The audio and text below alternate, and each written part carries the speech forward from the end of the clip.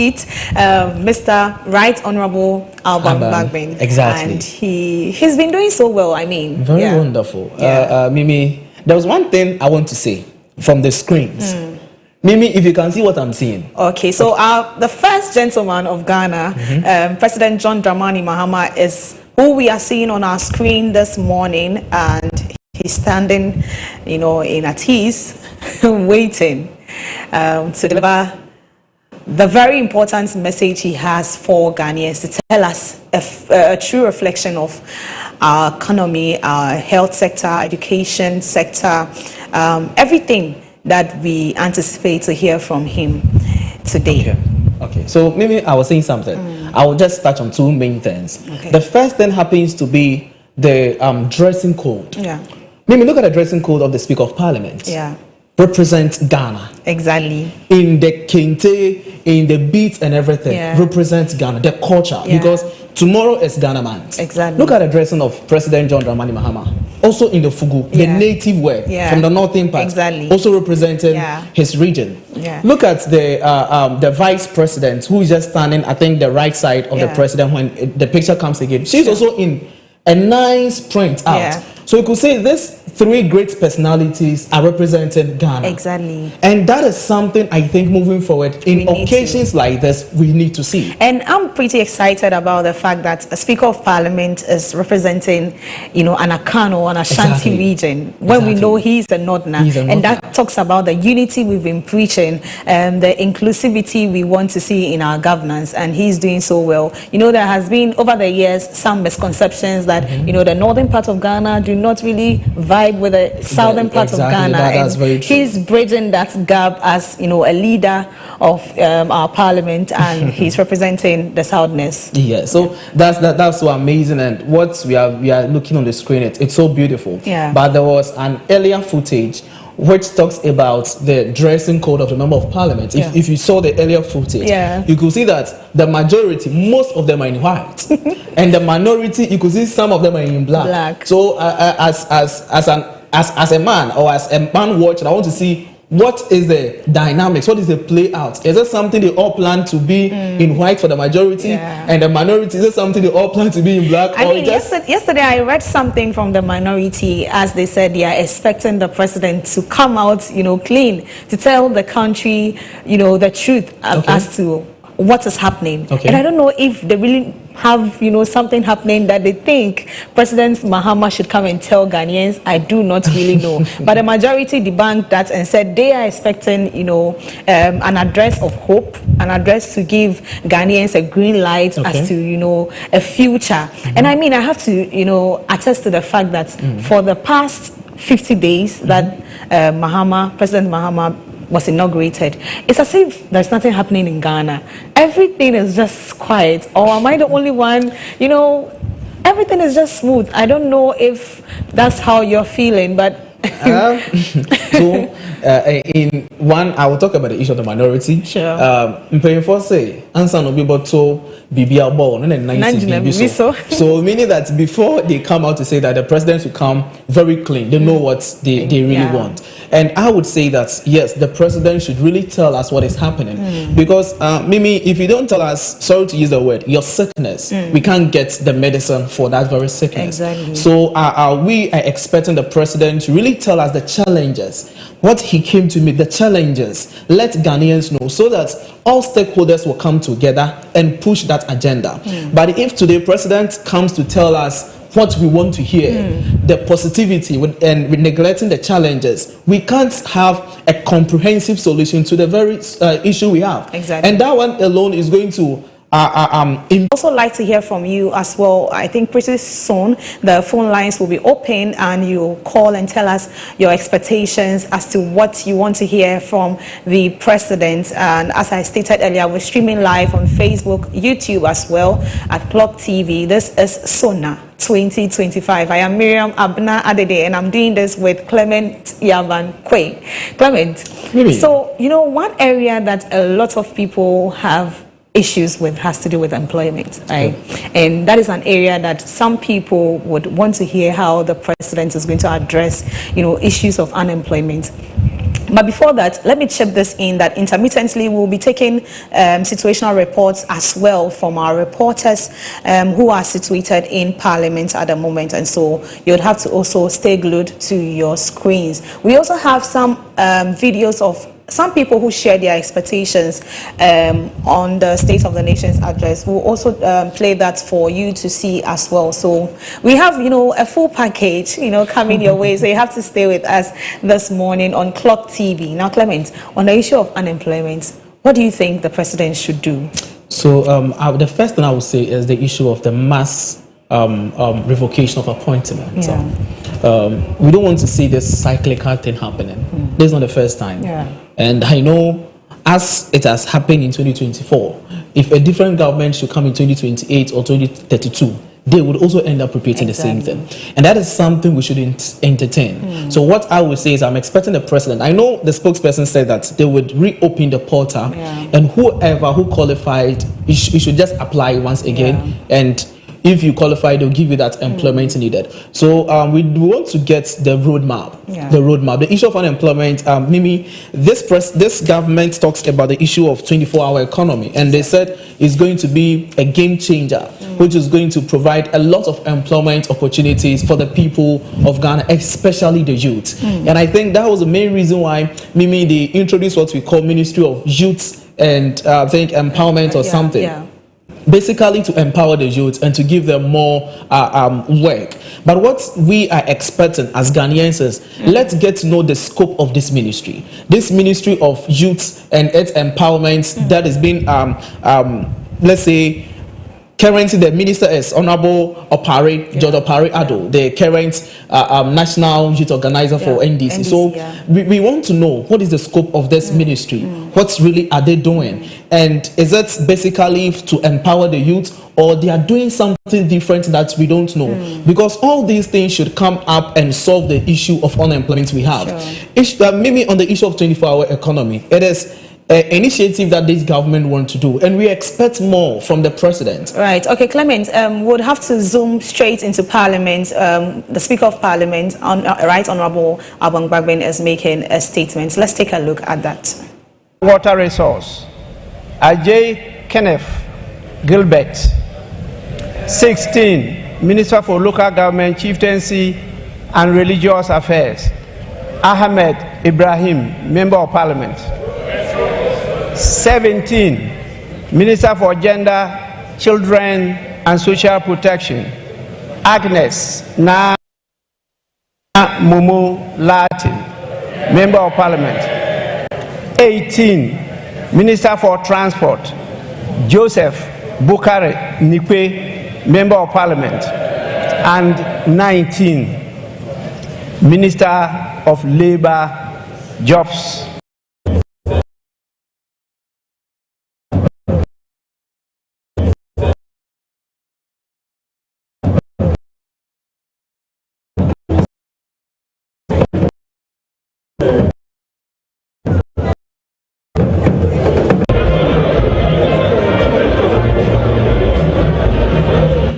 Right. What was I think a roll call by the member, Speaker of Parliament, right, Honourable Abang Bagbin, and we also saw a video of former First Lady Nanaya Kunedu. Okay, so that was former First Lady making her way into Parliament as well. But we promised to bring you the coverage pretty soon. We are fixing one or two things. Back to you, Clement. Yes, Mimi, I think we are talking about the issue of 24-hour economy, of which it's a key policy. I would say that is actually vote for this government. So in this State of Nations address, we're expecting what is the legal framework? When is it starting? Is it just going to be on paper? For how long will it be on paper? Are we going to kickstart this very year? Because that is what youth are expecting. And that is really going to, I believe, is going to solve our issue of unemployment in this very country. I think the government should, be very straightforward as to making sure that the unemployment situations are being solved. Because, I remember when President Nana Addo Dankwa Akufo-Addo, former president, took over, the first thing he ensured that was starting or had to kick off was the free SHS, because that was their flagship campaign promise. That was the reason why people voted for them. And so they made sure, no matter what, they made sure that it came to pass. And so, I mean, the 24-hour economy is also one of the flagship policies of the NDC, and I believe that they should start, as soon as possible, so that the issue of unemployment we are facing in the country will be kept. But I think in a post on X by the CEO of the National Youth Employment Agency, actually, Malik Basantali, indicated that they have opened, I think, over 1,000 employment for Ghanaian youths to apply, and so I think they are also working in that angle. We should get to know the kind of work available. Not just open employment. What are the available work? Let's lay it down. Let Ghanaians know, so that whenever you apply, you know that you are going for this particular kind of work. And that really reminds me, I saw a statement made by a member of Parliament saying that it is not the issue of we not getting jobs to do, but people are lacking. Okay, so we are seeing John Dumelo on our screens, Deputy Agric Minister, and he had his vetting, I think, over the last weekend. 2 days, yes. And he did so well. Congratulations to him. But I mean, as I was saying, we've seen how, these people, he said the unemployment issue is not because people do not really have the jobs, but people do not have the required skill for the jobs available. And so I was asking myself, so what is the problem now, or what is the solution? Is it that we do not know the job vacancies before we go to the universities, or what is the issue? So Mimi, this one will take us back to education. Sure. Mimi, are we from unemployment to education? So this will take us to issues. This will take us to education. You see, we've been talking about education reform, education reform.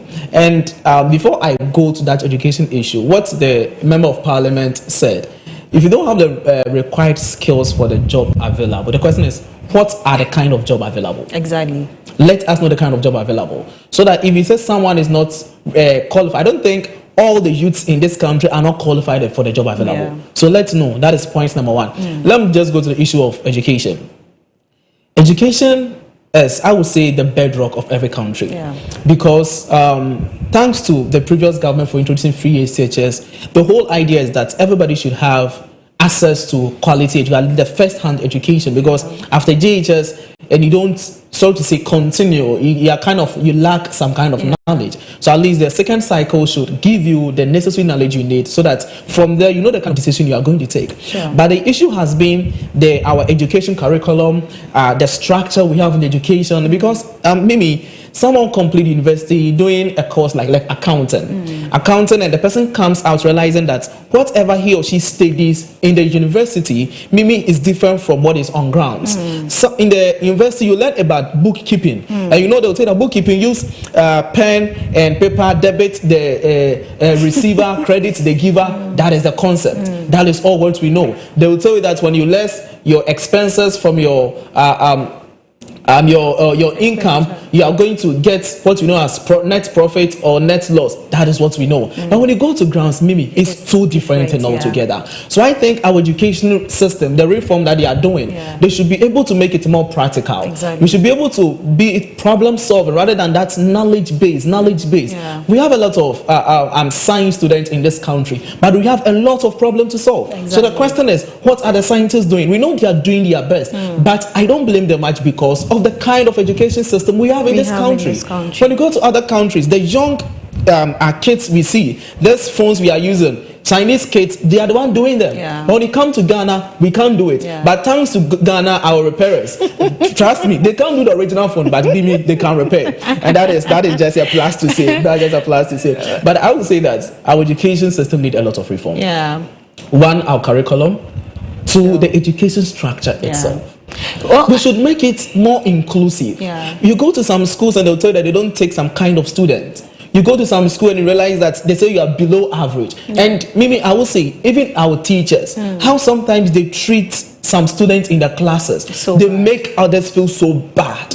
and they'll feel like not going to school again. Why? Because the kid will do a work and get, let's say, 2/10, and how the teacher will degrade the person. You make the person feel that for him there's no but you know, it also boils down to the issue of teachers not being motivated enough. Some people are, you know, no matter how we've passed the states where people used to work for their passion. Like, I'm passionate about this job. But growing up, they were like, teachers don't want to was so. But that's a lie. That's a lie. I mean, teachers are, for me, the least paid, you know, institutions or group of people we have in this country. Okay. Looking at the knowledge they impact or give to us, or, you know, transmit or transform knowledge into us to become the doctors, whoever we want to be in future, I think they should even be paid higher than even nurses or doctors. I think that's very true. That is the issue. They are not motivated enough, and so they tend to, you know, send their frustration to the kids. But there was some policy in NDC manifesto relating to education and teachers. Sure. When you go to their policy 16 under the education, they said we shall pay a 20% allowance to rural-based teachers. Rural-based teachers. So the teachers who are going to the villages. I heard the education minister also made such comment that they would make sure such incentive or allowance is given to only those class of people. Because when you go to the villages, the teachers, it's not easy for them. Seriously, it's not easy. I have a primary source, you know, someone who is a teacher in a rural area, and he has to depend on students to come and fetch water for him, to bring him farm products before he can survive. I mean, and you see, maybe the standard of living in the villages, it's expensive even than the cities. Of which people think city life is more expensive. The reason being that in the village, you would easily get access to, let's say, farm products, but fish. Maybe fish. So these are the things we expect in this kind of statement, the State of Nations address, especially in the life of teachers. Are they really going to give them the 20% allowance that they said? And also there was another thing I really want to touch on, especially the free SHS. They said in 15, maybe they said we will expand secondary school spaces, improve the implementation of the free SHS, end the dreaded double track system, and relieve teacher workload. So here to teachers was actually in it, because the workload for teachers in that free SHS schools, it's too much. Because of the double track. Because of the double track. They don't even have time to rest. Not at all. Or recess. They are working continuously. I think they are working 24 hours. But I mean, there are some teachers still at home that have not been posted to you know, these schools. And it boils down to the fact that if you are posting me to a rural area, I will not go, because what is the motivation What is the motivation there? We don't even have accommodation. I as a teacher have to go and look for a place to lay my head before. I mean, so they need to factor all these things to make it more attractive for teachers to go to these rural areas. So I think basically that is what we expect from the education sector. And as we said, the reform, teachers' life, we've heard they want to bring policies in terms of housing for teachers. Let's see if it's really going to reflect. I believe in this statement, State of Nations address, the president will try and touch on issues. I don't understand why like that. Over the years our educational standards have declined significantly. It keeps declining. I don't even understand. Like, we've not seen any improvement. It is always dwindling. We don't know what is going to happen. But when you check our budgets, majority of that is being pushed into the educational sector. So where does the money go? Because according to the what international requirement says, that 15% of your budget should be moved into education sector. That is the international standard. So I think that is why most of the time, almost majority of the money is pushed there. But as you said, when that money is pushed into education sector, we don't really see the impact of such things. So this time around, we expect the Ministry of Education to come out very clear. What are these monies used for? And I believe the presidents have to charge them. They have to put them on their toes. So they let them do the work. And last thing I would also say on the aspect of education is supposed to be I remember over the years, during our days in GHS and primary, at least you have free access to so many things. SS, yes, you pay for your boarding facility and all this, so you get quality food to eat. Other school of thoughts are saying that they should make parents or who can afford the boarding facility, pay for it, and those who can't afford, the government should really look into that for them. So I think such things to need to be looked at critically. I think that is going to be a bit difficult in a sense that how are you going to tell that someone can afford something and not afford it? So it should cut across, just like free SHS. But I feel that the attention should be sent to our basic education. Okay. And we should go back to the way our secondary school education was. Right? If you are posted to any school of your choice, you chose the school. Sure. So if you know you are going to Achimota school, you know the requirements, you know the school fees, you know what you are expected to pay and other things. So when you go there, you pay for your fee so that governments can have enough to, enough money or resources to focus on our basic education. And then, take some parts or salient parts of our secondary school, like the feeding. Because government is taking responsibility of everything, we are not getting the quality, out of these things. So if government is focusing on just providing food for secondary school students, we know because government is just focused on that, it's going to be quality, right? So that parents can pay for their fees, boarding. I know this is also going to be, an issue for people, but I mean, that's the reality. Government should not take the responsibility of, funding our educational sector wholly. No.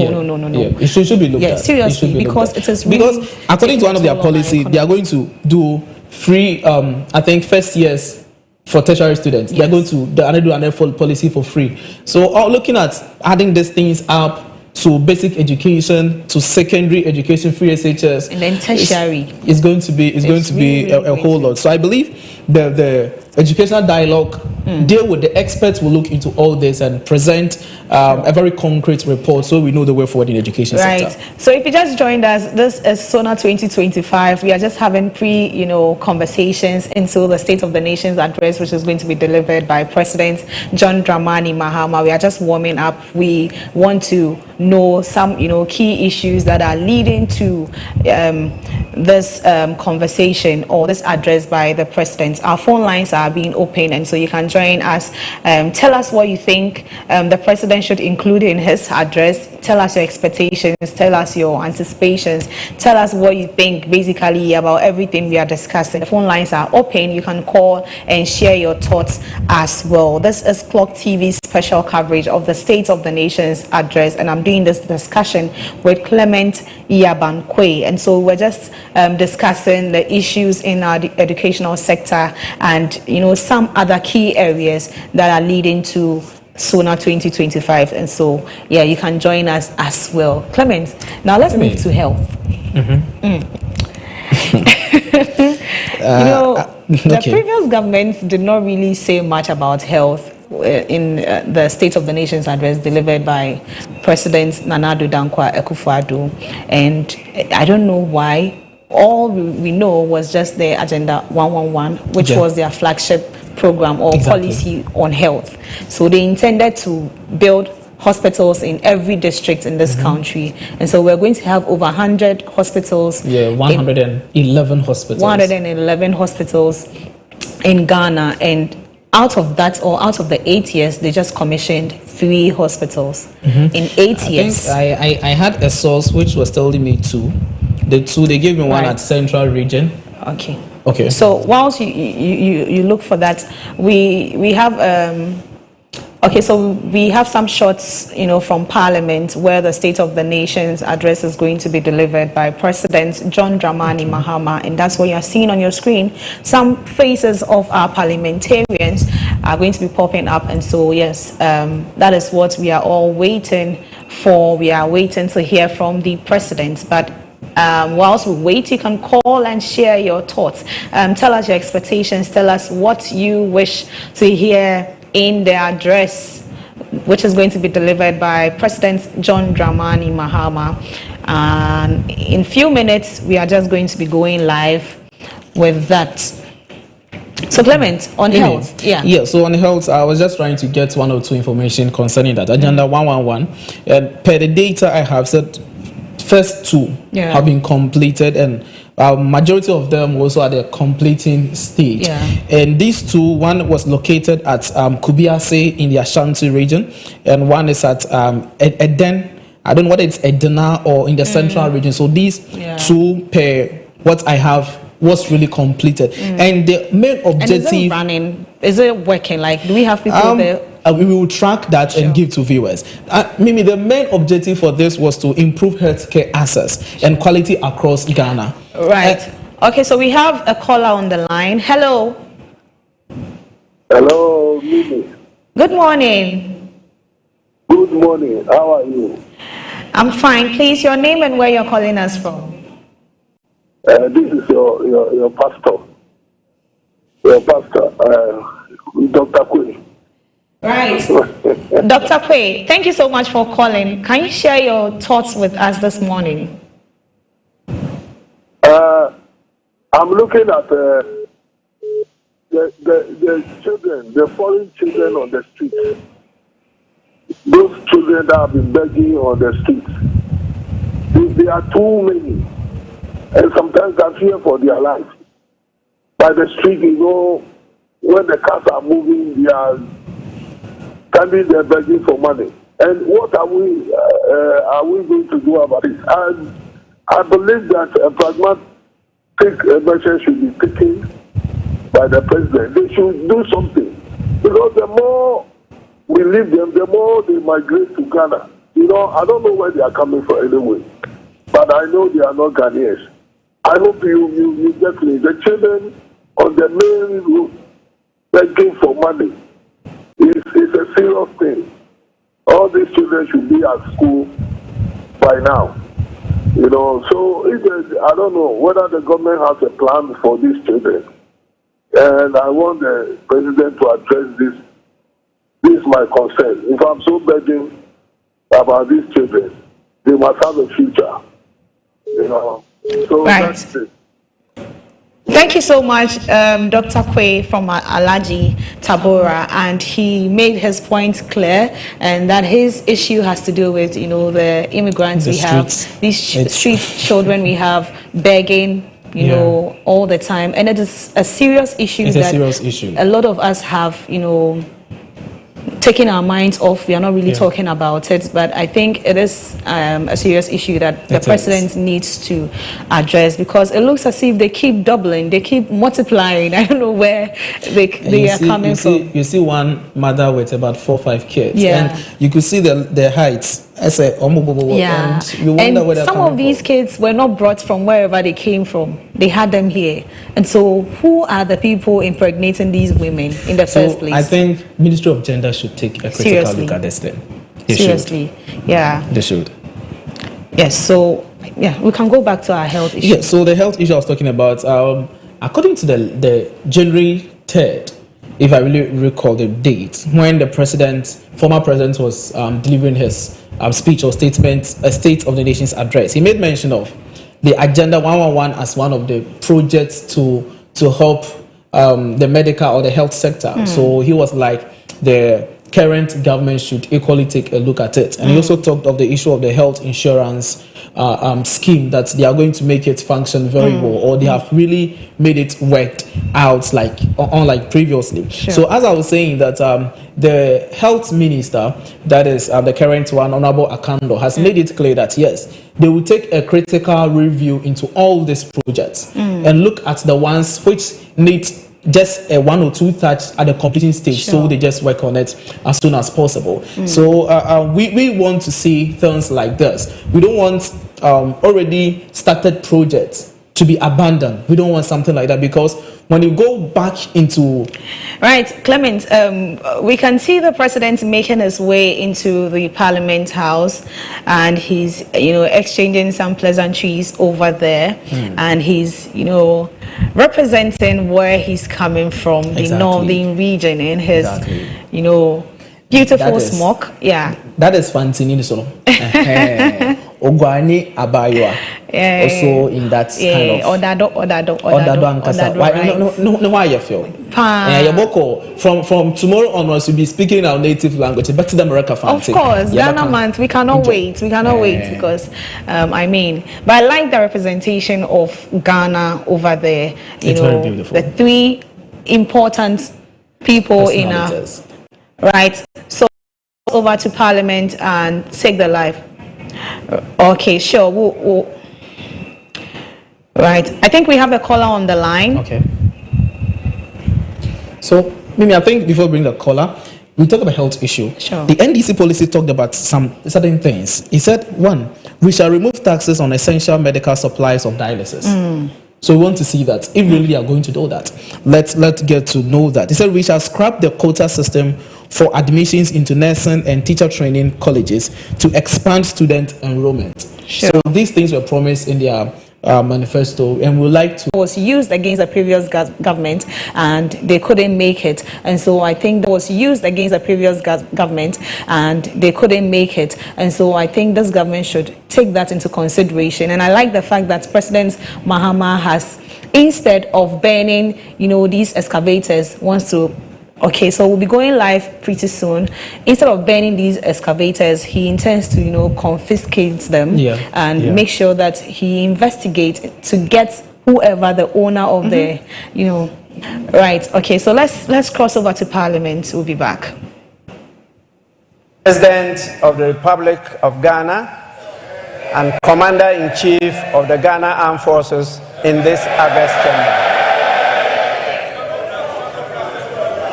His Excellency, the President is here in accordance with Article 67 of the Constitution of the Republic of Ghana to deliver a message on the state of the nation. On behalf of leadership and honorable members, it is my privilege and singular honor to welcome His Excellency the President. Honorable members, before I invite His Excellency the President to deliver a message on the state of the nation,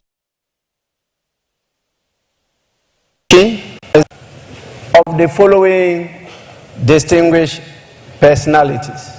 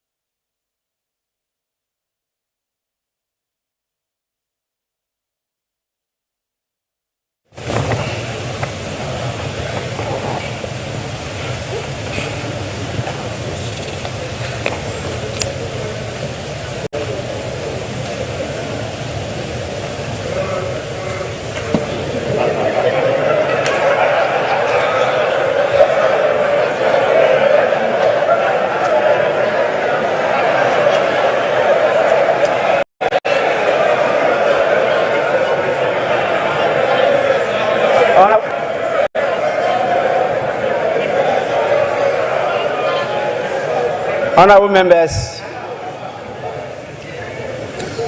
we have to prepare for all eventualities.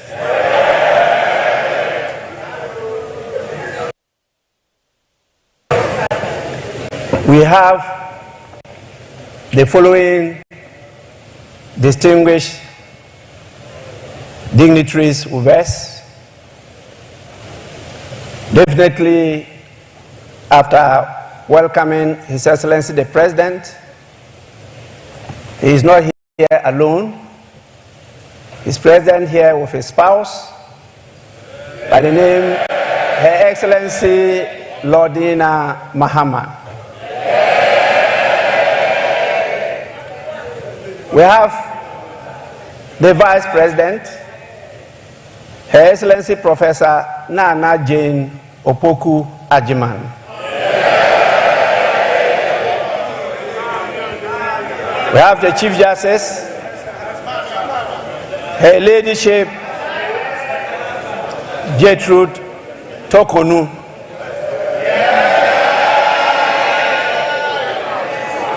We also have the spouse of the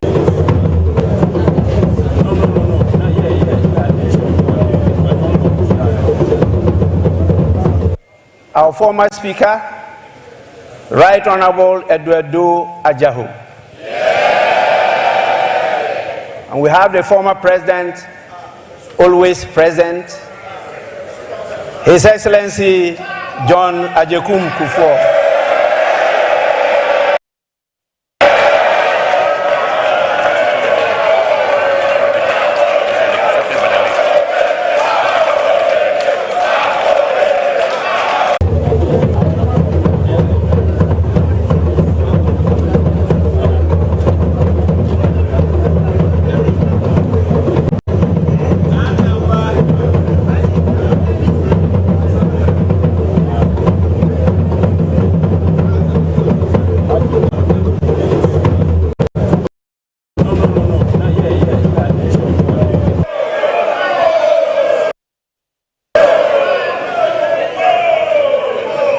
have with us the National Chairman of the National Democratic Congress, Mr. Johnson Asiedu Inketia.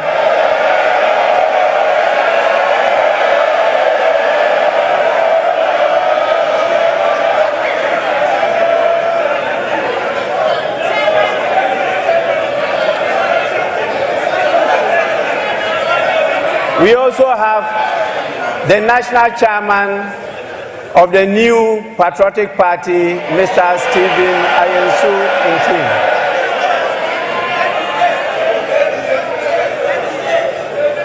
We have the General Secretary of the National Democratic Congress, Mr. Fivi Fiavi Kwete. And we have the General Secretary of the new Patriotic Party, Mr. Justin Frimpong Kodia.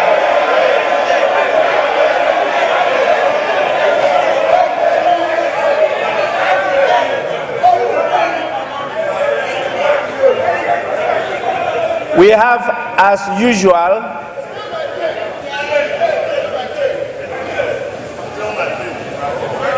our Excellencies, the diplomatic corps of the various countries in Ghana. You can see, as usual, they have come in their numbers. We are extremely grateful for your presence. And we have the heads of the various security services with us. And we have our revered chiefs, queens, and queen mothers with us here.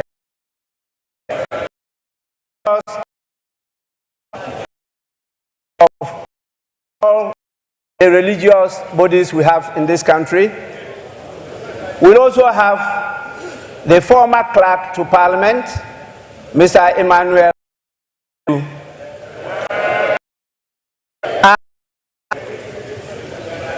the recently outgone former clerk to Parliament, Mr. Insia.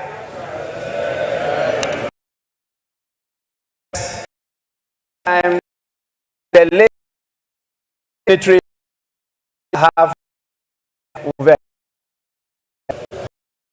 Now,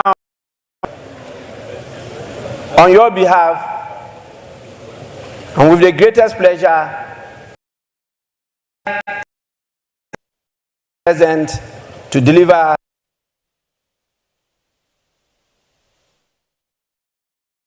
his message.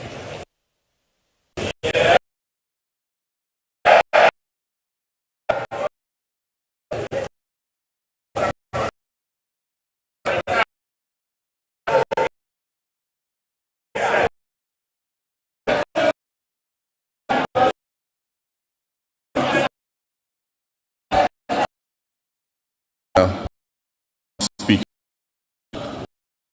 Vice President, the spouse of the President, leadership, our honorable members of Parliament, honorable members, lead security services, this is for and rulers of and the group very good. Mrs.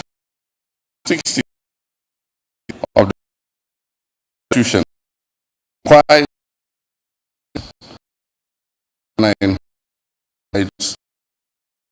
nation 19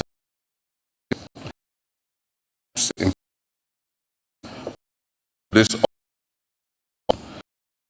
Parliament for 12 memorable years. I forged many enduring friendships and alliances while working with colleagues from both sides of the House to shape our agenda and advance the development of our beloved country, Ghana. It has also been nearly a decade since I said goodbye to this House after delivering including time, my to pass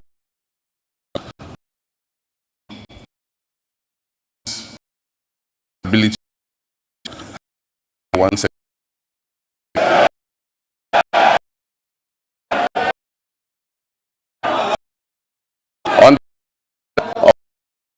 on the liver mission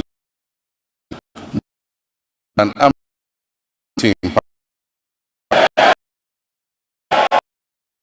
And here I am once again to deliver a message state to convey gratitude and appreciation for me. See in the demonstration can make the people this process to enable of the of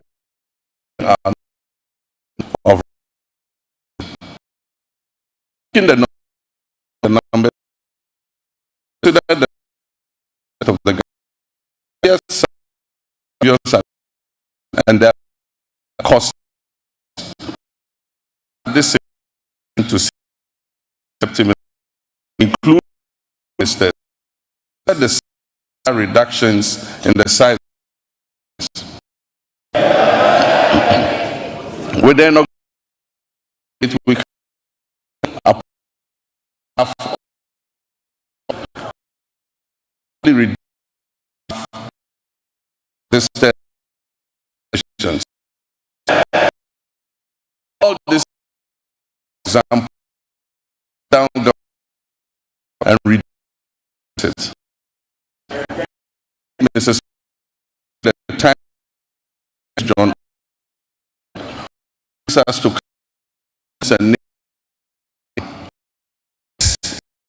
hold on, but we some and establish that affection for and next a sub-region that is often plagued by strife and political instability. Good success power become days ago took the solemn oath to assume leadership of this country and said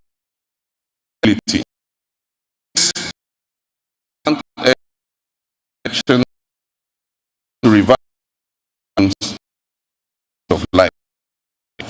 The election result gave us an important opportunity to change course and move off the slippery slopes in December that had economic pain, suffering, and grief to our people.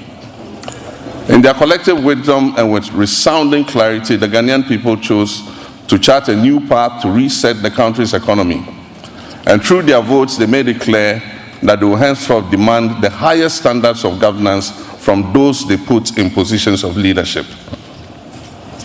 The good people of Ghana elected me to office with a historic electoral margin of nearly 1.7 million votes.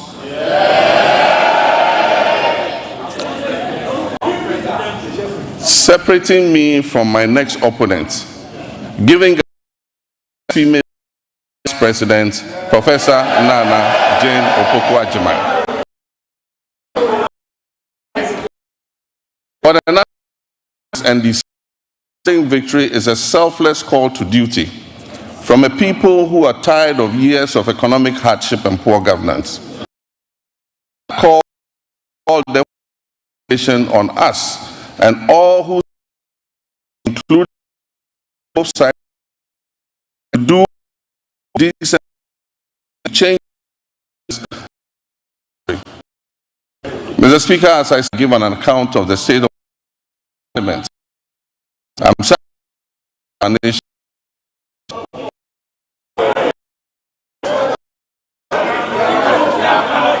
our economy plus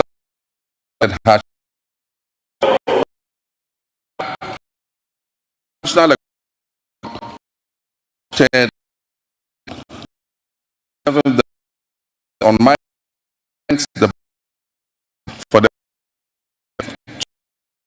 August. These two events will allow us to present the real state of Ghana's economic crisis to the people. Mr. Speaker, not my and when confronted with challenges.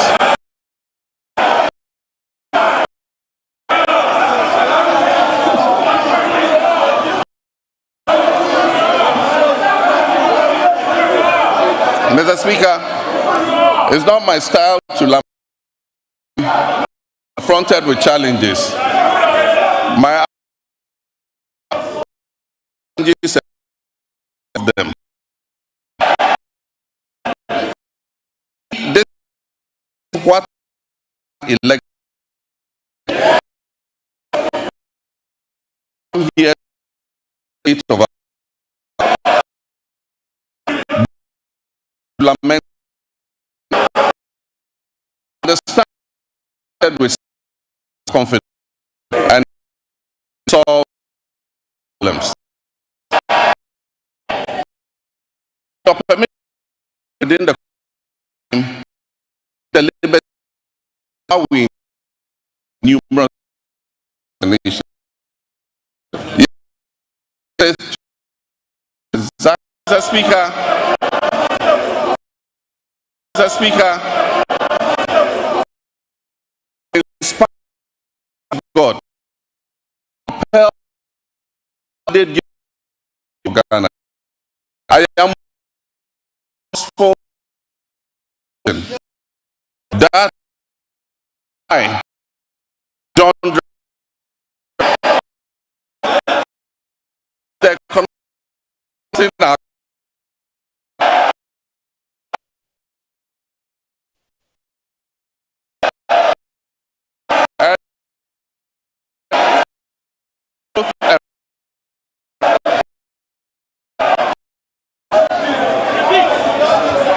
that I will fix the economic crisis confronting our country and reset them. My government, with you, challenge of the people, decided again to be about the where are we of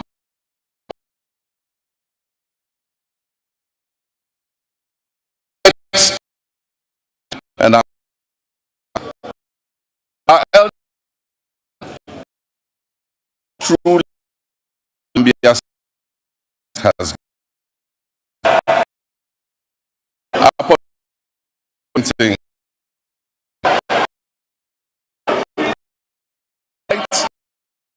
the way that are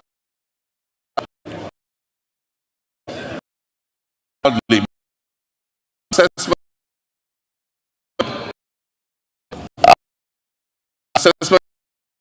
economic previous country from the challenge as that glare and its money process.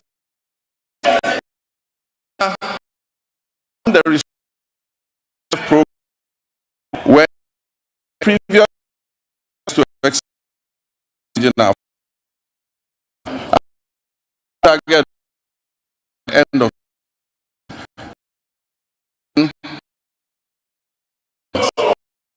Africa would downward losing its value in 20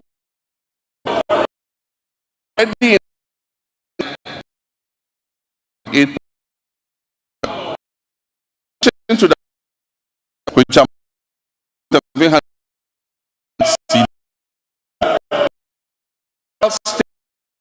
EC 60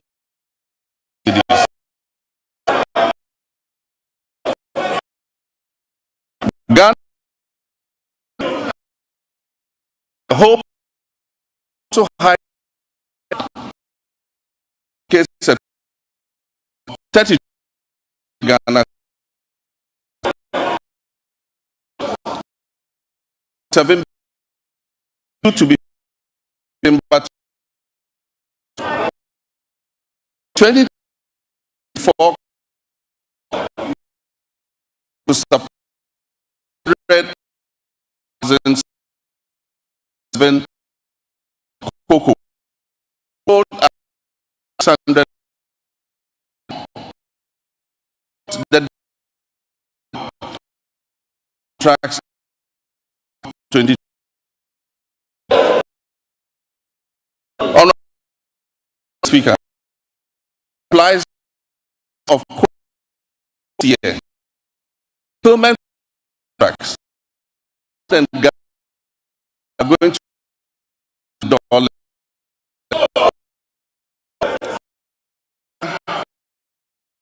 as a cocoa and 10 out of a in of 8 million for both and farm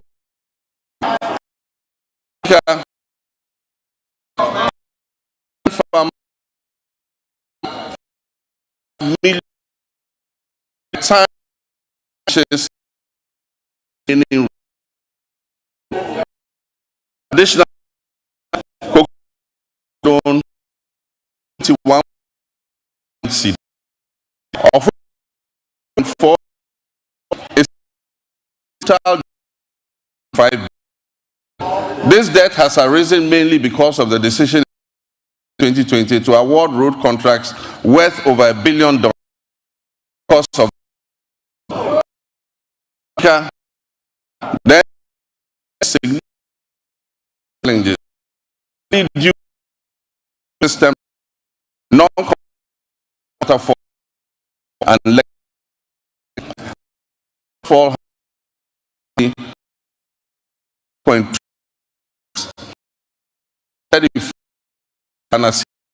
2020 and urgent needed sustainable levels and ultimately eliminate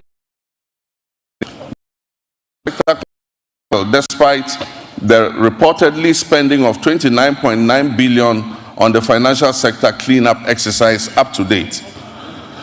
Scant reserves were also left despite implementing what may be considered the most severe and distressing economic policy in the annals of the Fourth Republic, if not in the entirety of our nation's history. And I'm referring to the domestic debt exchange program. This is in stark contrast to our actions in 2017 before we left office, when we allocated $250 million to the sinking fund handed over to the incoming government to service debts, Ghana's debts. There have been claims that buffers were left for debt repayment, oncoming debt repayment this year.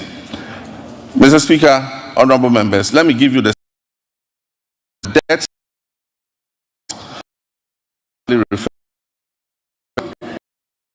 shows only $1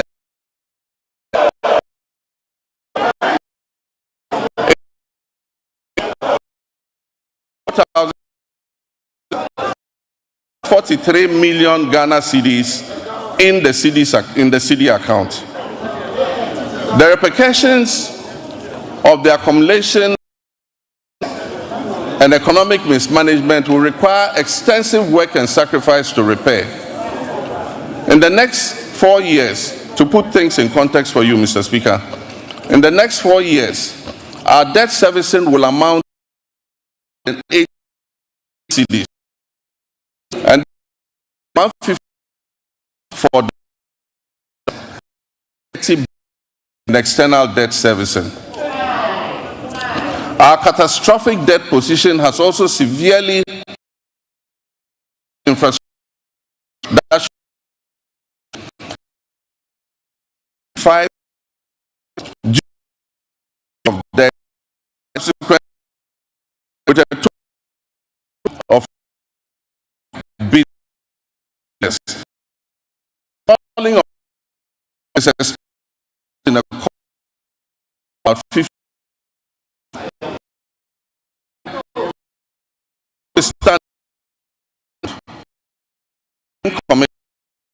to lead step I country to fund.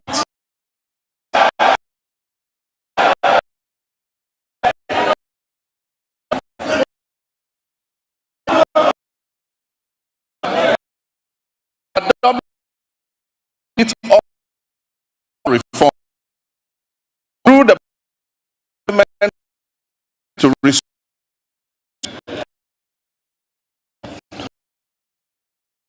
towards support from April 15th, and that expect of this also fund prompt domestic debt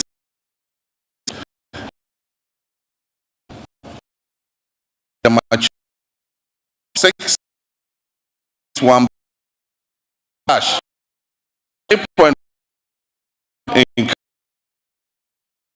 in all exchange on hold.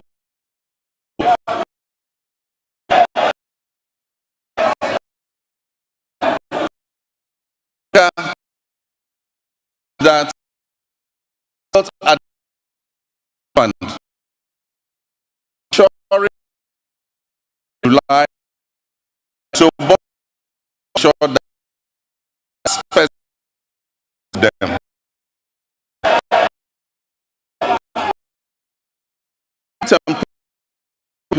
with the transparent and prudent measures we have implemented since taking over the administration of this country. I urge my countrymen and women, business owners and foreign investors to trust our competence in turning our economic fortunes around. Mr. Speaker, since we took office on January 7, 2025, we have upheld to a fiscal consolidation agenda with a streamlined government. We have eliminated unnecessary expenditures and reduced our reliance on borrowing. Our prudent debt management practices have led to a substantial reduction in interest rates. The 91-day Treasury bill rate, which was 28.51% on January 6, 2025, has dropped to 24.48% as of February 24, 2025. Similarly, the 182-day Treasury bill rate, which was 29.07% as of January 6, 2025, has decreased to date to 25.388%. Mr. Speaker, the 364-day Treasury bill rate has also moved from 30.41% to 27.30% in the same period. We signed a memorandum of understanding with our official creditor committee to formalize the debt treatment agreed upon with our official creditors. This marks a crucial step towards Ghana's restoration of long-term debt sustainability. The agreement will enable financial resources to support and strengthen our economic recovery. Mr. Speaker, on February 20th, 2025, the National Tripartite Committee and the Public Services Joint Standing Negotiating Committee concluded negotiations on the 2025 minimum wage and base pay for the single-spine salary structure, respectively. I want to use this opportunity to reiterate my sincere gratitude to organized labor and the Ghana Employers Association for the understanding and cooperation in reaching this agreement on the minimum wage and the base pay. On the final day of negotiations, I enjoyed the privilege of joining my comrades, the leaders of organized labor, for the concluding discussions. I'm confident that the sacrifice we have all made this year will significantly benefit us in the future. We look forward to a positive economic outlook as we restore macroeconomic stability. We encourage exports. We activate the 24-hour economy policy. We implement the $10 billion Big Push policy for swift infrastructure development. We rationalize taxes and foster inclusive growth. The goal is prosperity for all, which must be shared and not the prerogative of a select few.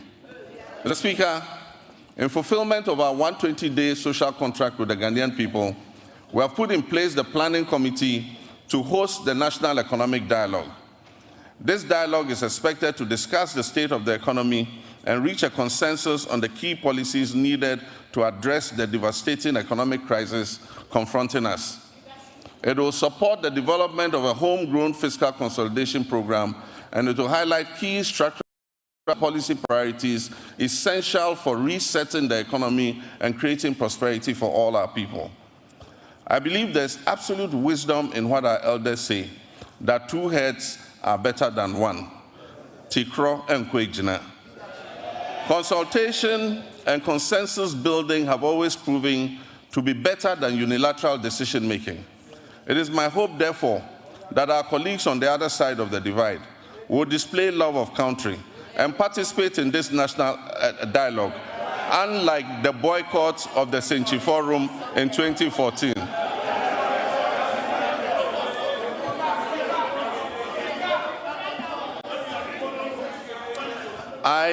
I humbly choose a different path of accommodation and cooperation with all stakeholders.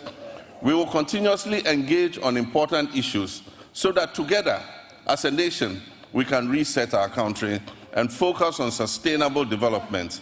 Mr. Speaker, honorable members, together we shall build the Ghana we all want. Mr. Speaker, my administration inherited an energy sector on the brink of collapse. It was weighed down by unsustainable debt. This unfortunate situation has led to many independent power producers and fuel suppliers threatening to cease their operations. Mr. Speaker, listen to this. Despite collecting over 45 billion cedis in energy sector levies, ESLA, over the last 8 years, the outgone administration has left the Ghanaian people with an energy sector burdened with a staggering debt of 70 billion cedis as of December 2024.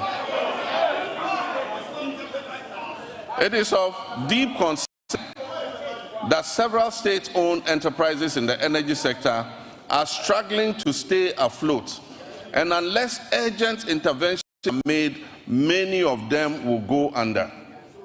Financial distress in the energy sector remains a significant obstacle to delivering consistent and affordable electricity to Ghanaians, and it poses an existential threat to our economy in general.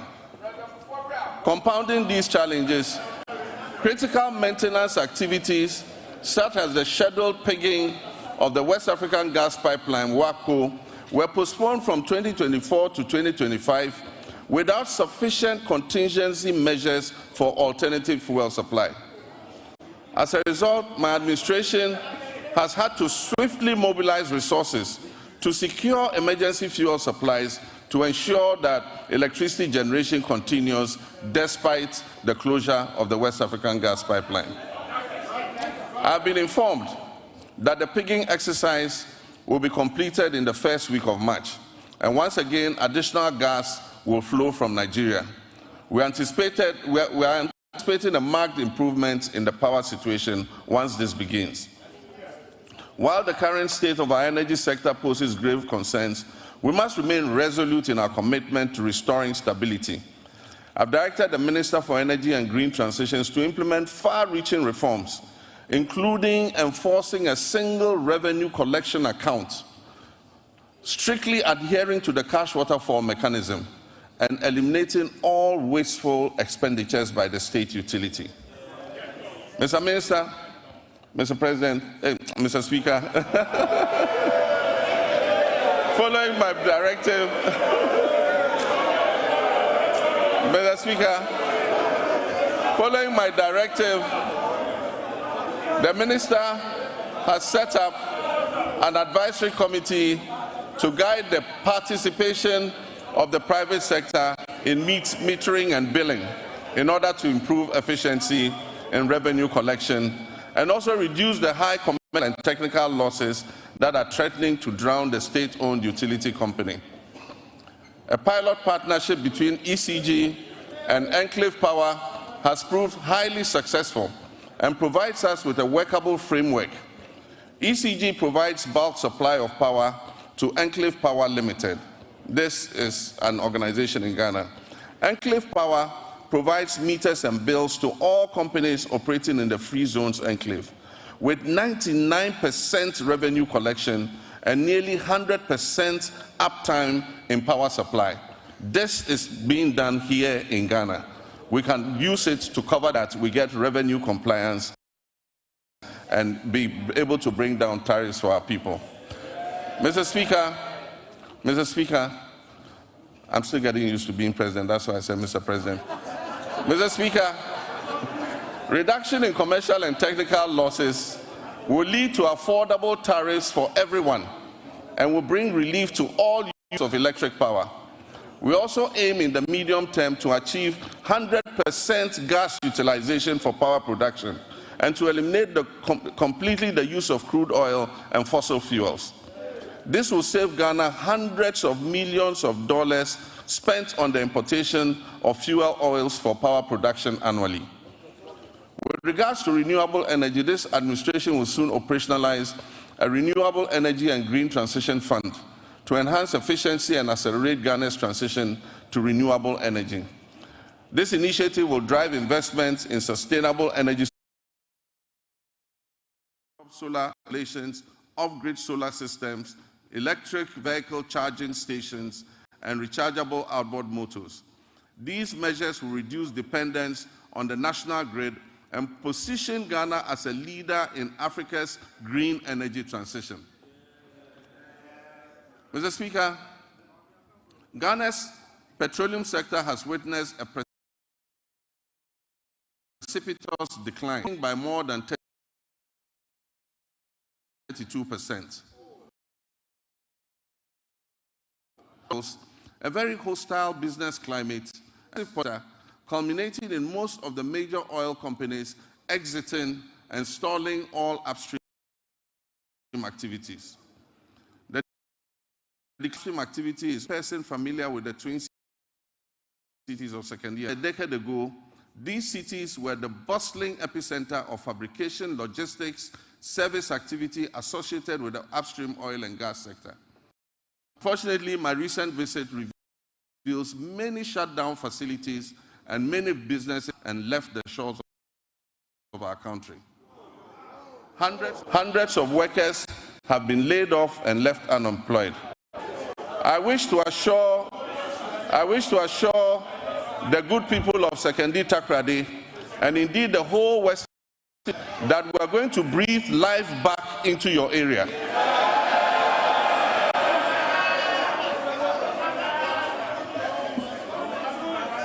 Mr. Speaker, we have already commenced revitalization of our upstream petroleum sector by creating a business-friendly and congenial environment for our partners and other prospective investors who wish to come in.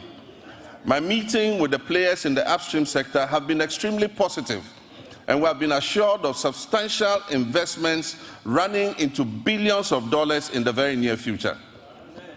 Mr. Speaker, the Minister of Energy and Green Transitions gave the directive for the removal of the unitization based on the arbitration that took place. We believe that this will open the way for an amicable resolution of the issues between Springfield and ENI, and this should make our oil and gas prospects more attractive to investments going forward. Mr. Speaker, Ghana has fertile lands, abundant water, and human resources. Yet we face a paradox. Our food import bill continues to soar, reaching alarming levels of over $2 billion annually. In addition, rising food inflation is burdening households and threatening livelihoods. To address this, we're implementing several well-considered policies to grow the agricultural sector, including agro-processing. This will be backed by reliable power supply to meet our country's needs while advancing exports to earn foreign exchange and strengthen our economy. Mr. Speaker, the Agriculture for Economic Transformation Agenda, AETA for short, will modernize agriculture, enhance agribusiness, ensure food security, it will lower food inflation, it will boost exports, and create sustainable jobs. The Feed Ghana program will increase food production and reduce prices through projects like the Grain Development Project, focusing on rice, maize, and soya bean production. The Vegetable Development Project will target crops such as tomatoes, onions, and pepper. Our Poultry Farm to Table project will eliminate poultry imports and increase local production. Ghana imports 95% of its poultry needs, which costs over $300 million annually. To reverse this trend, government plans to revamp the poultry sector by investing in hatcheries, feed mills, processing, and distribution, working towards eliminating poultry imports. And this is a good one. The Nkukon Kitinkiti project.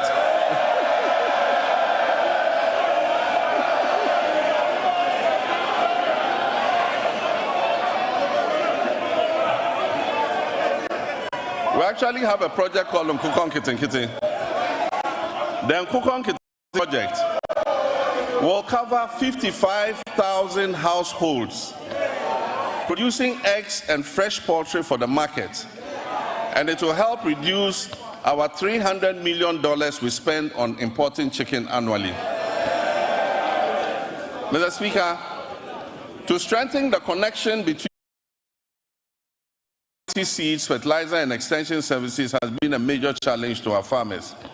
To address this, government will establish our flagship farmer service centers in every agricultural district, ensuring that farmers receive essential mechanization services and resources to improve their productivity and efficiency.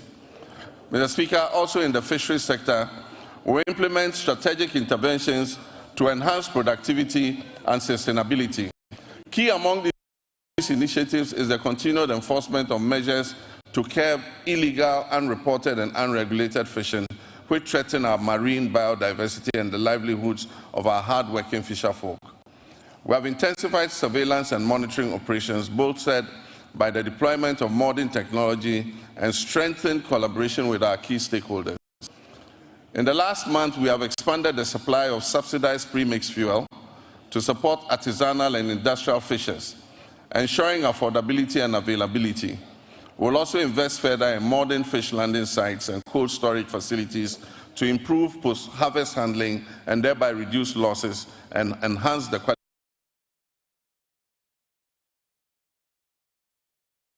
quality of our fish. Development is a key focus for us, especially to young fish farmers, increasing fish production and reducing our dependence on fish imports. To increase the value addition in this sector, we'll encourage the establishment of fish processing facilities, create more jobs, and boost exports. Our commitment to supporting women in the fisheries sector remains steadfast as we implement the programs to empower female fish processors and traders with financial capital and capacity building initiatives.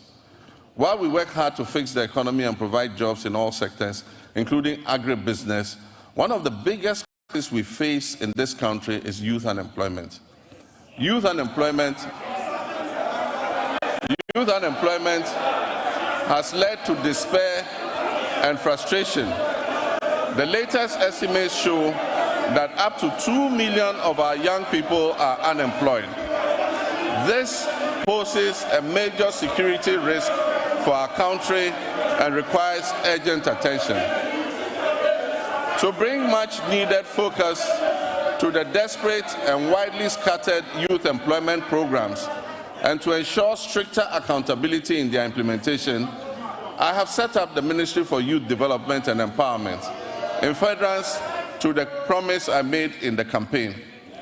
This ministry, that is the Ministry for Youth Development and Empowerment, is mandated to formulate, coordinate, and monitor policies and programs to promote youth development and empowerment in this country. Mr. Speaker, as part of our Operation Recover Loot policy,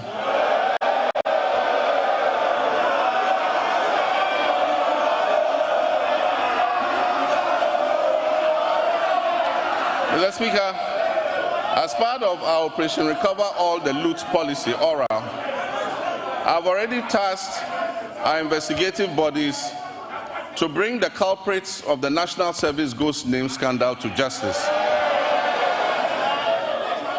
Such brazen theft of public funds must not go unpunished.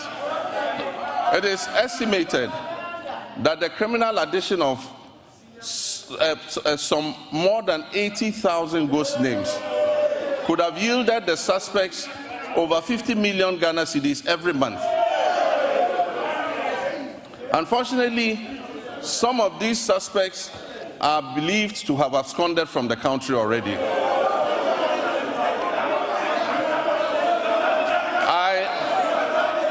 I have directed that they be declared wanted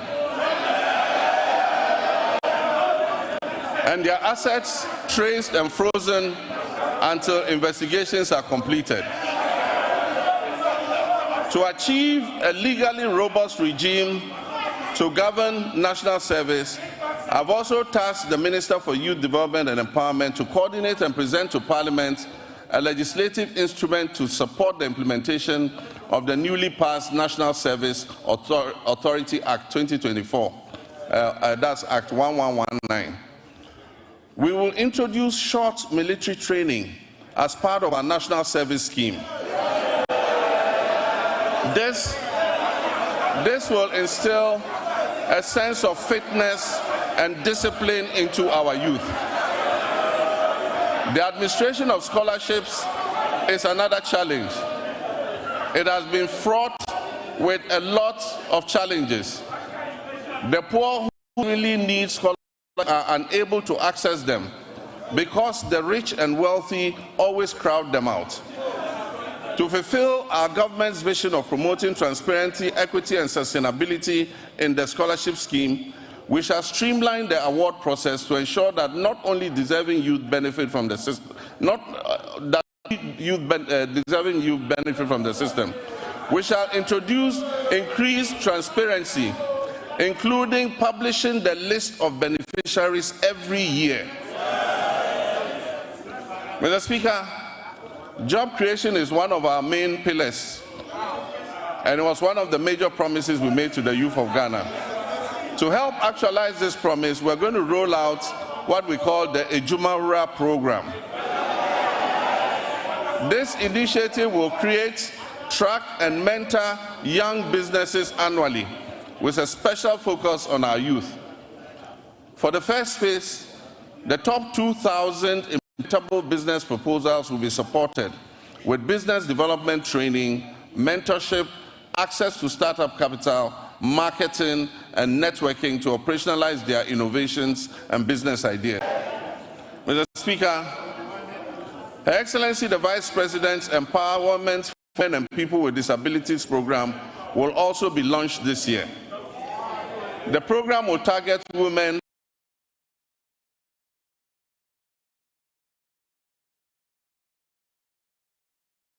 within Ghana's educational system. I'm committed to ensuring that quality education remains a top priority. The system we have inherited is outdated in many ways and must be realigned to meet the needs of the 21st century and the fourth industrial revolution. Recognizing the urgent need for national dialogue on education and in the spirit of inclusive governance, I launched the National Education Consultative Forum on February 18th in Ho. I look forward to the recommendations which we will incorporate into our sectoral policy reforms.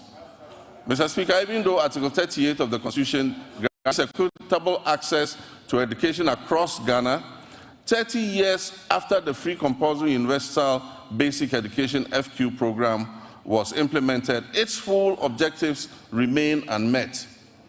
To tackle this issue, government will redefine the scope of basic education and introduce the Zero to Hero initiative to enhance foundational literacy and numeracy. Additionally, TT training will be integrated into early childhood education at the basic level. Over the next 3 years, it will be expanded to cover at least 300 classrooms, 30 centers of excellence, 1,000 teachers and district teacher support teams focusing on the teaching of mathematics and literacy. This year, the Ministry of Education will fully implement a new curriculum for senior high technical schools and STEM schools, introduce a standardized national sign language for hearing impaired learners from kindergarten to SHS, and review the kindergarten and primary school curriculums. To increase access to quality education, we will scale up our social intervention programs like the Education Grants, the Feeding Grants for special schools, and the government's BECE registration initiative. Mr. Speaker, to promote inclusion and equity, the government will enhance and resource the Islamic Education Unit to recruit more Islamic and Arabic tutors for English-Arabic schools. We will establish STEM and TVET schools in underserved and peri-urban communities. We will provide scholarships to brilliant but needy students in deprived communities, especially for study in law, medicine, and engineering.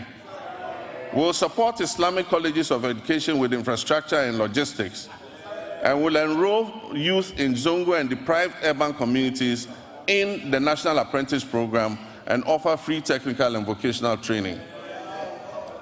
Mr. Speaker, it is important to continue to retain and motivate our teachers in all schools, especially in the rural areas. Government will begin plans for the implementation of the 20% allowance for teachers who agree to serve in rural schools. District assemblies are going to be involved in this scheme to ensure that the teachers are present and teaching the schools that are selected. This scheme will reward such teachers for their sacrifices and ensure quality education nationwide, not only in urban centers. Mr. Speaker, as part of our Teacher Dabre initiative, the construction of teacher accommodation units to improve welfare and attract teachers to rural areas will commence this year. Mr. Speaker, no new school will be built in this country without teachers' accommodation. Mr. Speaker, honorable members, once again for emphasis and for the record, I, John Dramani Mahama, President of the Republic of Ghana, will not cancel the free SHS program.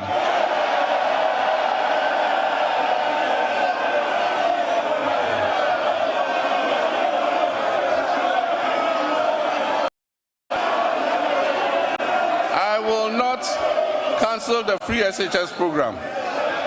I am determined to make it better by improving its implementation.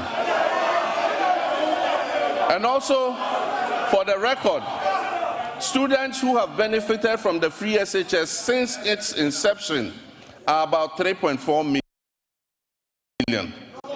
The figure of 5.1 million beneficiaries, as put out by the previous administration, was an exaggerated and false narrative calculated to achieve political credit.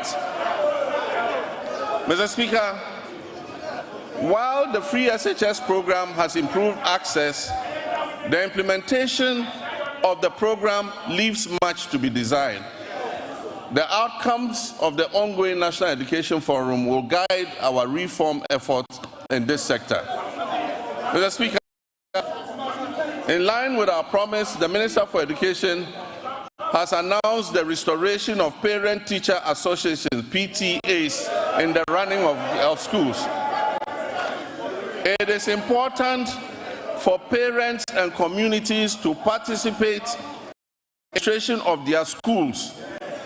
The Ministry of Education and GAS will, however, ensure that PTAs do not impose unbearable financial burden on parents and students who cannot afford them. Mr. Speaker, the double track system remains a challenge, and we are committed to eliminating it by accelerating school infrastructure expansion and completing stalled educational projects.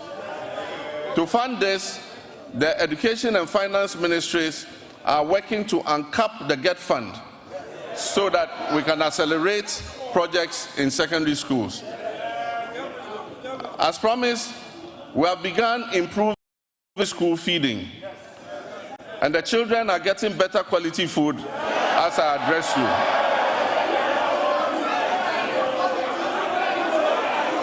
Mr. Speaker,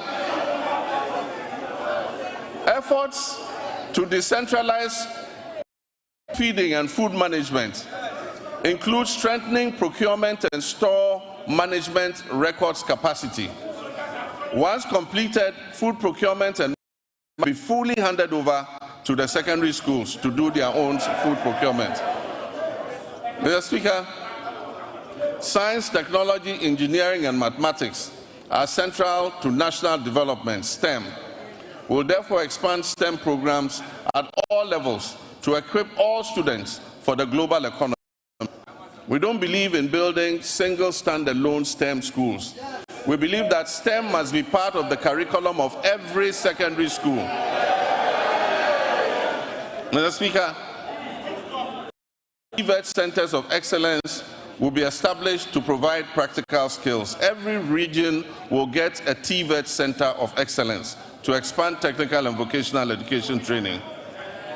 Mr. Speaker, honorable members, Ghana has consistently missed its growth targets, with the growth rate below 22%, far from the 40% goal that has been set by 2030. Despite over 460,000 graduates coming out annually, 55% qualify for tertiary education, and only 35%, 161,000 of the 460,000 enroll in tertiary education, leaving over 300,000 without access. To address this, government is implementing a no-fee stress policy to eliminate tertiary admission fees, which currently serve as a barrier to higher education for some students. This will be supported by an enhanced student loan scheme called the Student Loan Plus. The no-fee policy will also cover all persons with disabilities. And for emphasis, persons with disabilities will pay no fees for tertiary education throughout their study. PWDs who gain admission to tertiary institutions will pay no fees. Additionally, TVET enrollment will be increased from 11% to 20%. Mr. Speaker, rising enrollment has strained university infrastructure, causing overcrowding and inadequate accommodation. We are determined to expand access, improve quality, and align tertiary education with national goals, particularly in STEM. Facilities for new public universities or campuses of existing universities to be established in the 6 new regions will commence this year. Seed funding for these projects will come from the GET Fund and enhance access. Government will this year engage with the existing public universities to identify suitable sites on their campuses, acquired lands, for the implementation of the private sector participation in the provision of hostels. This is a partnership between government, the universities, and private investors to expand hostel capacity on their campuses. This will allow more students to be accommodated on the campuses to allow for a better learning environment. Mr. Speaker, academic freedom will be upheld. We will not interfere in the administration of our tertiary universities. And our hope is that change will ensure good governance in the administrative practices. Mr. Speaker, next, our health sector faces significant challenges that jeopardize the very foundation of healthcare. The Ministry of Health has a total liability of nearly 15 billion cedis, when co-financing obligations, judgment debts, and payments to clear medical commodities at the ports are all put together. The last major hospital equipment replacement program was undertaken in 2014 when I was president. Since then, most hospital equipment in the Ghana Health Service facilities have deteriorated or broken down. Mr. Speaker,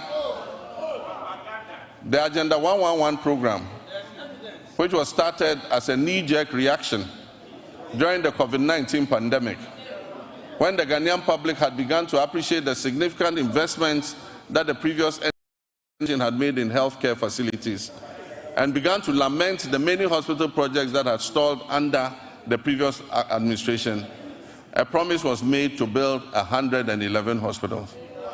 Mr. Speaker, I'm sad to note that there is no dedicated funding source for such a gargantuan project. There is no dedicated funding source for this gargantuan project. Mr. Speaker, for the record, as I speak, not a single Agenda 111 hospital in any part of Ghana, I challenge you, not one is operational. Mr. Speaker, and it is worth disclosing, that $400 million has already been disbursed under the one project. Mr. Speaker, at a rate of approximately $80 million per hospital, this $400 million spent could have completed and made operational 82 of those hospitals. Mr. Speaker,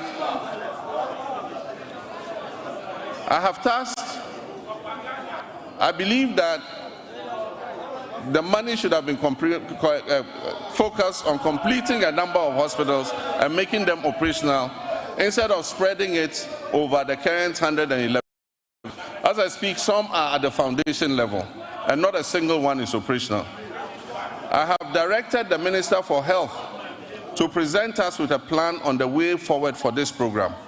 And let me add that we are open to public-private partnerships and franchising to complete and operationalize these hospitals.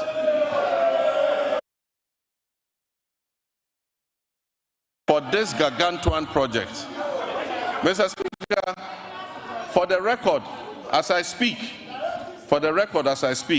not a single Agenda 111 hospital is operational. Interest. Programs that will be affected include the delivery of medical commodities to regional medical stores and health facilities in the Upper West, Upper East, Northern, and Savannah regions. USAID support for the National HIV/AIDS Control Program includes the supply of antiretroviral therapies in the Western, North, and Afro regions to be affected. The withdrawal puts at risk approximately $78 million in earmarked funds for malaria, maternal and child health, nutrition, and HIV/AIDS. It also covers some programs being run at the Noguchi Memorial Institute in research. The impact will be challenging without urgent intervention. I've therefore directed the Minister of Finance to make immediate financial arrangements to mitigate this loss. And I expect that this will be reflected in his budget, which will be presented to this House next month. Working with the NHIA will revive the Onuado mobile healthcare vans. These vans will provide OPD, ophthalmology, dental, ENT, cancer screening and care in the remote and most vulnerable communities in our country. An earlier attempt to provide mobile health facilities was abandoned after the change of government in 2017. Mr. Speaker, public health experts are grappling with the conundrum of new diseases and re-emergence of old diseases. The unpredictable nature of disease outbreak suggests we must make our health systems more resilient to shocks. Since October last year, Ghana has faced a severe cholera outbreak. As of February 17, 2025, I'm sad to report that 6,300 suspected cases, 545 of these cases were confirmed to be cholera, and unfortunately, we lost 29 of our compatriots. The outbreak has affected 118 districts across the Greater Accra, Central, Western Ashanti, and Eastern regions. To control the situation, we have launched an aggressive vaccination and public education, among other interventions. Mr. Speaker, sanitation within the context of infectious disease outbreaks, personal hygiene, and environmental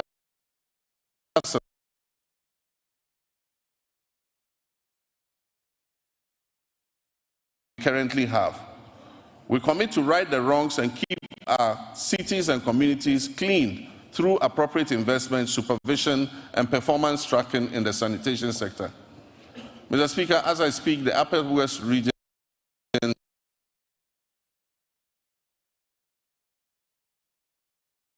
to ameliorate the situation in your region, and I commend you for that.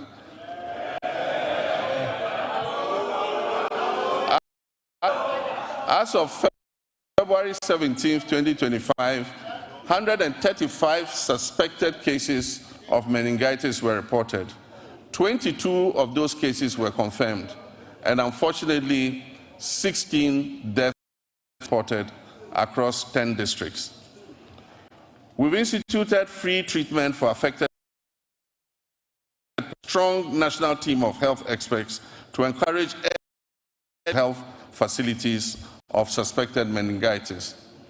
Mr. Speaker, as outlined in the 2024 manifesto of the NDC, my administration is actively developing the framework for the rollout of the free primary health care program. When fully implemented, this initiative will mark a significant step towards Ghana achieving goal number 3.8, which is universal health coverage of the SDGs, by eliminating financial barriers to basic health care access. Also in line with our 120-day manifesto commitment, the composition of the technical committee is with plans to establish the Ghana Medical Trust Fund, also known as Mahama Cares, in the coming weeks. Mr. Speaker, honorable members, this fund will be dedicated to finance the treatment of non-communicable diseases, which have seen a significant rise over the past decade.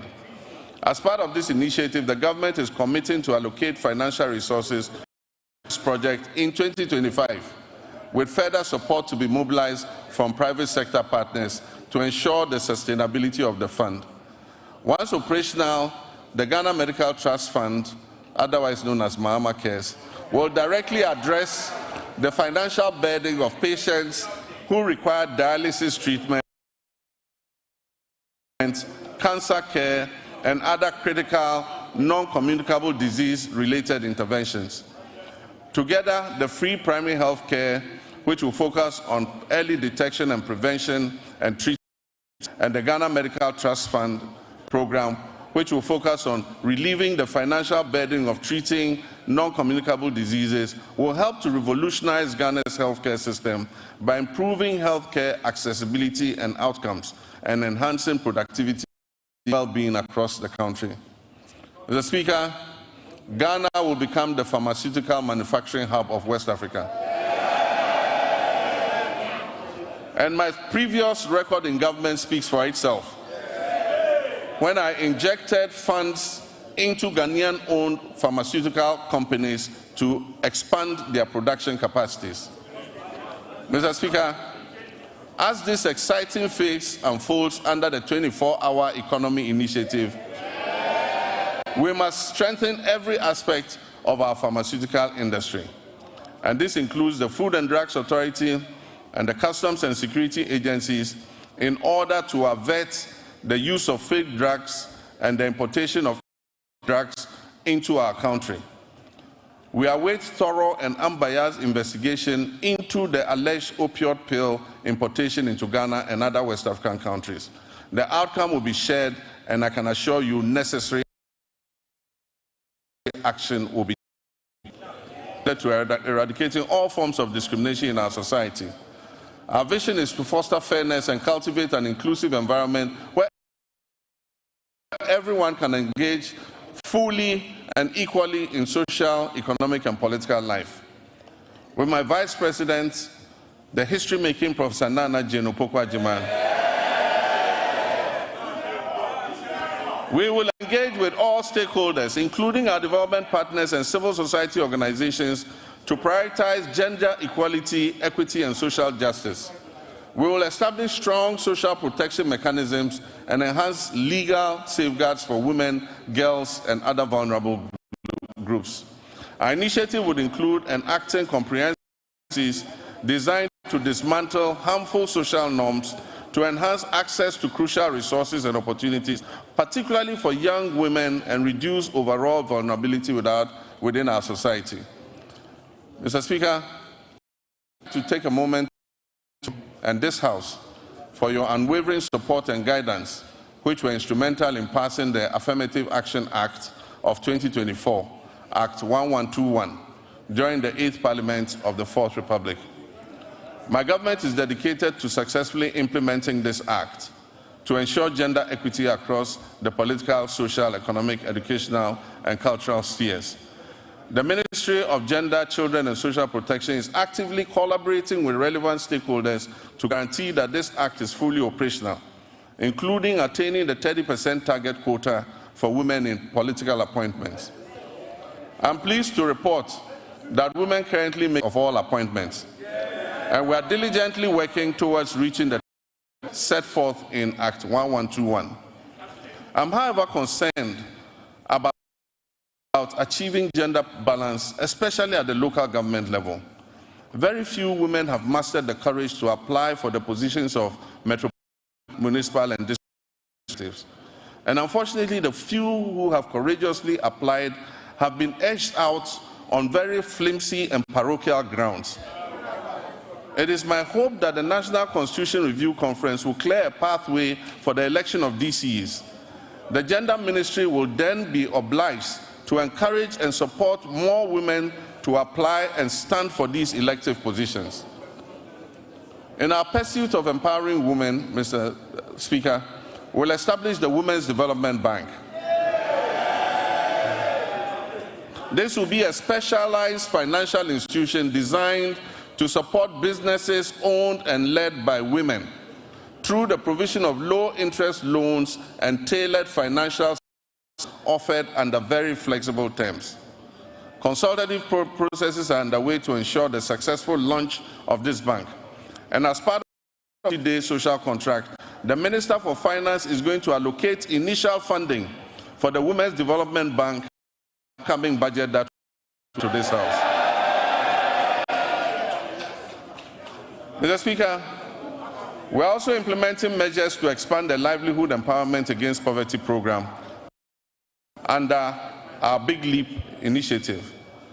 As we work towards completing the Ghana National Household Data Census by this year, 2025, we'll reassess the status of LEAP beneficiary households to facilitate the enrollment of new beneficiaries. Mr. Speaker, we are committed to enhancing the legal framework surrounding disability rights by passing the Persons with Disability Amendment Bill.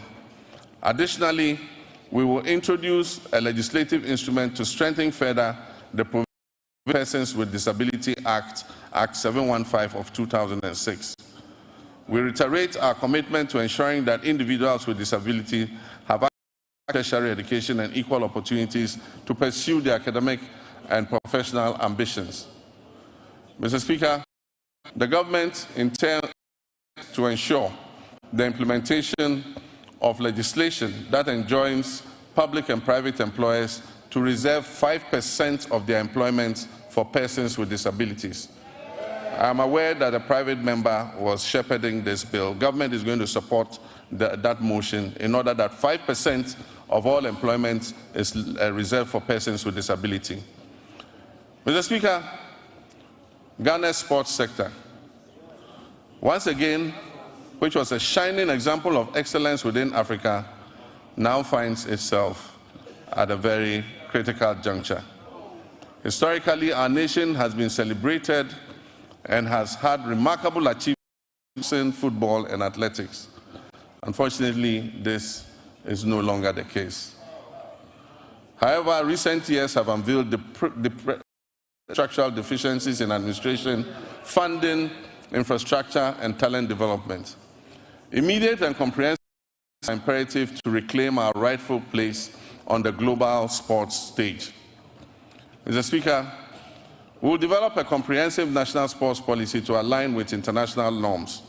This policy will be accompanied by an exhaustive review of the Sports Act of 2016, that is Act 934, and the rigorous enforcement of the Sports Regulations 2023 LI 2477. Infrastructure development remains paramount in our strategy. The government is committed to refurbishing existing national stadia, completing youth resource centers, and constructing new sports facilities in the new regions.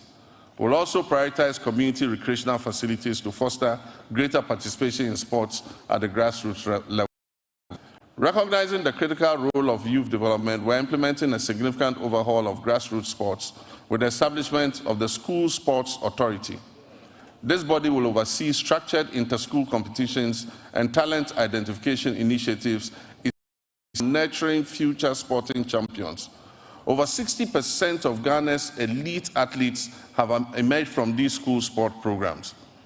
The ministry has now been renamed the Ministry of Sports and Recreation. To acknowledge the significance of recreation, we will launch a National Recreation Day. This will be a monthly initiative centered on community engagement alongside an annual National Recreation Festival. These initiatives will encourage keep fit activities and promote active lifestyles. It will promote traditional games and strengthen community bonds. Next month, the senior national team, the Black Stars, which is now a pale shadow of its former glory, will play 2 World Cup qualifying matches. I've instructed the Minister for Sports and Recreation to hold the Ghana Football Association accountable to the people of Ghana as we prepare for these games, especially regarding the budget of the FA. There will be no secrecy in how government spends on the national teams. The budgets presented by the FA and other sports associations must be known by the public. After all, it is the taxpayers' funds that are used to fund these activities.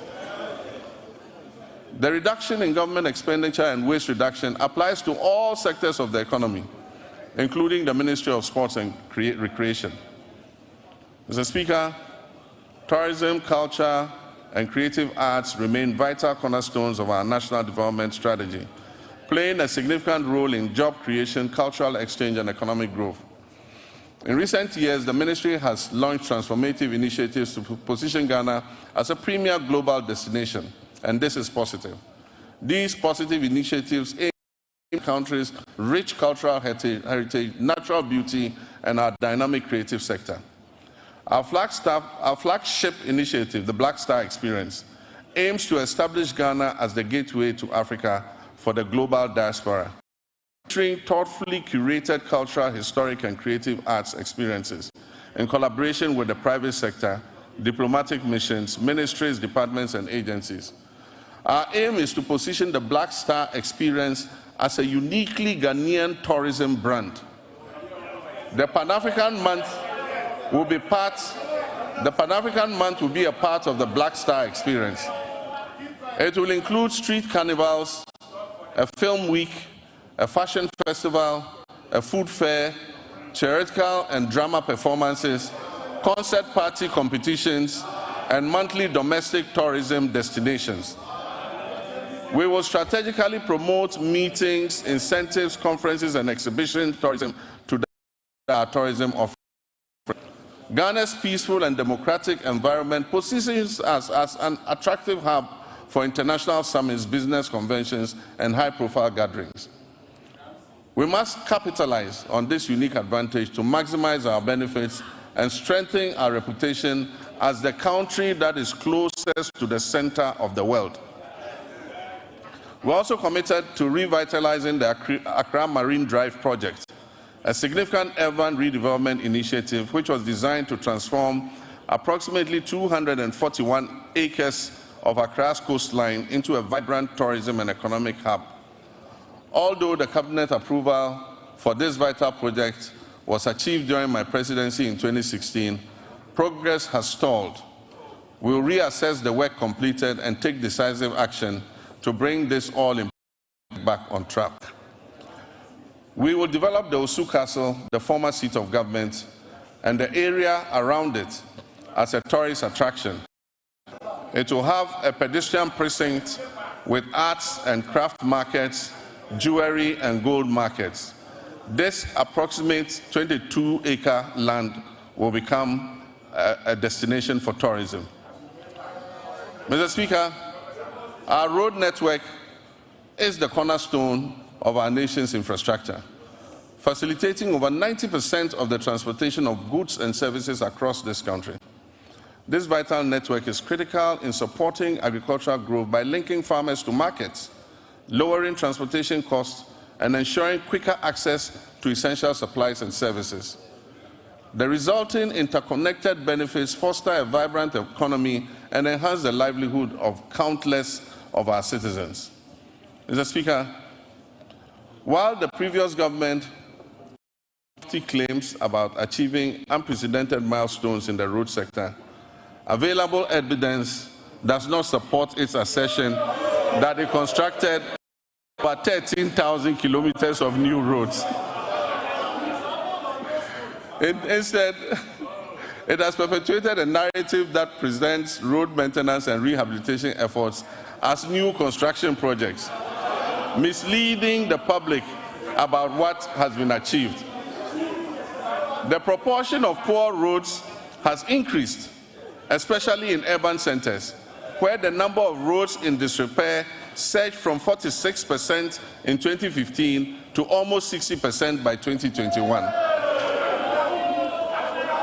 Therefore, Mr. Speaker, our road sector is in crisis, mainly due to years of mismanagement.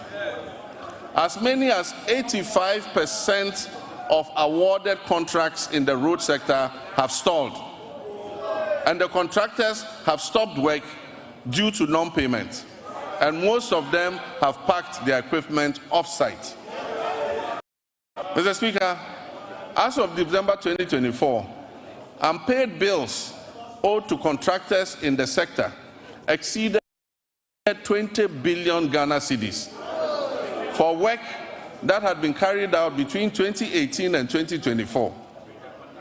For instance, the Ghana Road Fund obtained a loan of 600 million Ghana cedis in March 2018 to refinance outstanding debts and borrowed an additional 1.2 billion Ghana cedis from a syndication of banks in November 2019.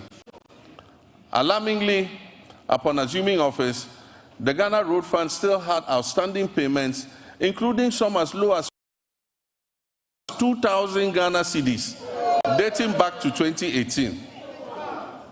Current commitments for road projects that are unpaid currently stand at an astonishing 105 billion Ghana cedis. Despite these considerable, this government remains steadfast in its commitment to prioritize vital infrastructure projects that address the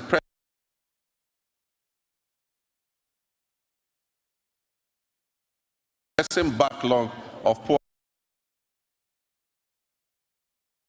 roads.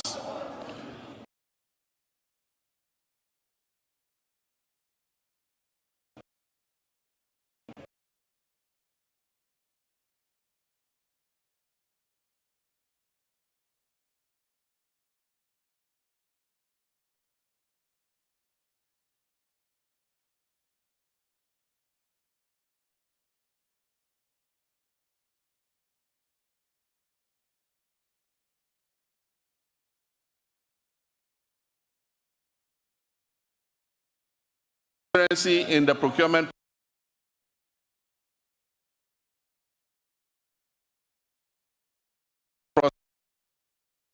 processes. Mr. Speaker, the drip equipment, which was acquired at the last moment as a knee-jerk reaction for electioneering purposes,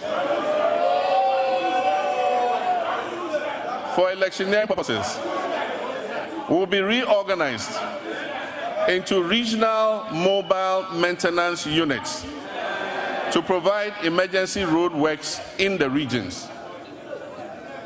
Mr. Speaker, I've realigned the Ministry of Transport to oversee 4 modes of transportation: aviation, maritime, inland water transport, road transport, and railways.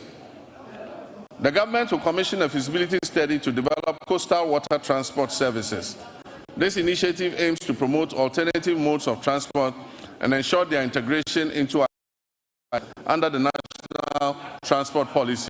It also aims to enhance, reduce road traffic and mitigate environmental pollution. Motorcycles and tricycles, commonly known as Okada, hold significant potential as a more convenient, timely, safe and cost-effective mode of transport. Currently, the Road Traffic Regulation of 2012, LI 2180, prohibits licensing motorcycles and tricycles for fare-paying passengers. As part of our government policy, the Ministry will amend the regulatory framework to regularize the use of motorcycles for. In our ongoing effort to revitalize the whole airport, the government will facilitate the establishment of the state-of-the-art pilot training academy and a maintenance, repair, and overhaul facility. The Volta region will become a center of excellence for aviation training and aircraft maintenance. This project will create significant employment. It will stimulate economic growth and bolster tourism in Ho and the surrounding areas. I have directed the airport company to release 10 acres of land at the Ho airport for this purpose. Mr. Speaker, with the completion of the Tema-Mpakadan rail line, the government will launch passenger services between Tema and Adome. We will also begin developing the necessary infrastructure on the Volta Lake to facilitate freight transport between Tema Port and Bupe as part of our Eastern Corridor multimodal transport system. The Western Railway line will continue to be modernized in partnership with the private sector. This initiative aims to support the efficient transport of bulk cargo and minerals from the mines in Nsuta, Awaso, and Yinehin to the Takrady port, while providing passenger transport along the Western Corridor. Mr. Speaker, the last attempt by the previous administration to re-establish a national airline has failed. We will reopen a transparent process that will receive expressions to invite competent established partners to work with us to establish a national airline. We believe that an efficient national carrier can help reduce fares on routes where external carriers are currently enjoying a monopoly. Mr. Speaker, our communications and digital technology initiative to stimulate innovation and enhance public service delivery. We're also dedicated to improving access to information and communication technology, promoting the digital economy, ensuring inclusive and equitable growth across all sectors. Nevertheless, the sector faces several significant challenges that hinder our progress, and these include insufficient infrastructure for delivering weather and climate services across all time zones, fragmented and uncoordinated databases, outdated legislation and policies that do not keep pace with rapidly evolving sector, a lack of adequate technology to effectively detect, prevent, and respond to cybersecurity threats, and a daunting debt burden of almost 2 billion cedis. To revitalize this sector, government technologies such as artificial intelligence, big data, Internet of Things, and machine learning. Additionally, we'll develop and expedite the enactment of the Kofi Annan Center of Excellence Bill. This legislation will establish the necessary framework for the center to concentrate on research and development, consultancy services, and capacity building. Mr. Speaker, Access to safe and reliable water and affordable housing significantly enhances the well-being and quality of life of our people. These elements are integral to our reset agenda and fundamental to our vision to build the Ghana that we all want. However, the water sector in Ghana faces considerable challenges, including illegal mining activities that contaminate fresh water sources, rendering them unsafe for drinking and agriculture. The farming situation highlights the critical need for a decisive and ongoing effort to combat illegal mining to save our environment and our public health. Government will prioritize completing new and ongoing water projects to improve access to safe drinking water. This commitment should be good news for the people in the Keta, Adaklu, Wenchi, Sekendi Takrade, Asankragwa, Sehirioso, Dodoaso, Kweman, Damfa, Goso, Dwabeng, Aveime, and Edubamso. We'll also tackle critical water projects in Damango, Tamale, Yendi, Sunya, Techiman, and Takwa to ensure broader access to potable water nationwide. Mr. Speaker, Ghana has a coastline that stretches approximately 550 kilometers.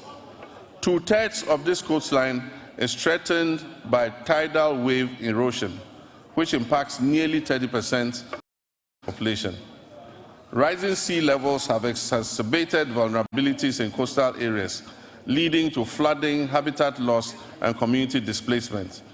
Consequently, coastal protection has emerged as a critical national priority. And so for the communities that are threatened by flood currently, we're going to prioritize building sea defense to be able to protect you. Flooding has become an all too frequent occurrence in many urban centers across the country, resulting in tragic loss of life, livelihood, and property.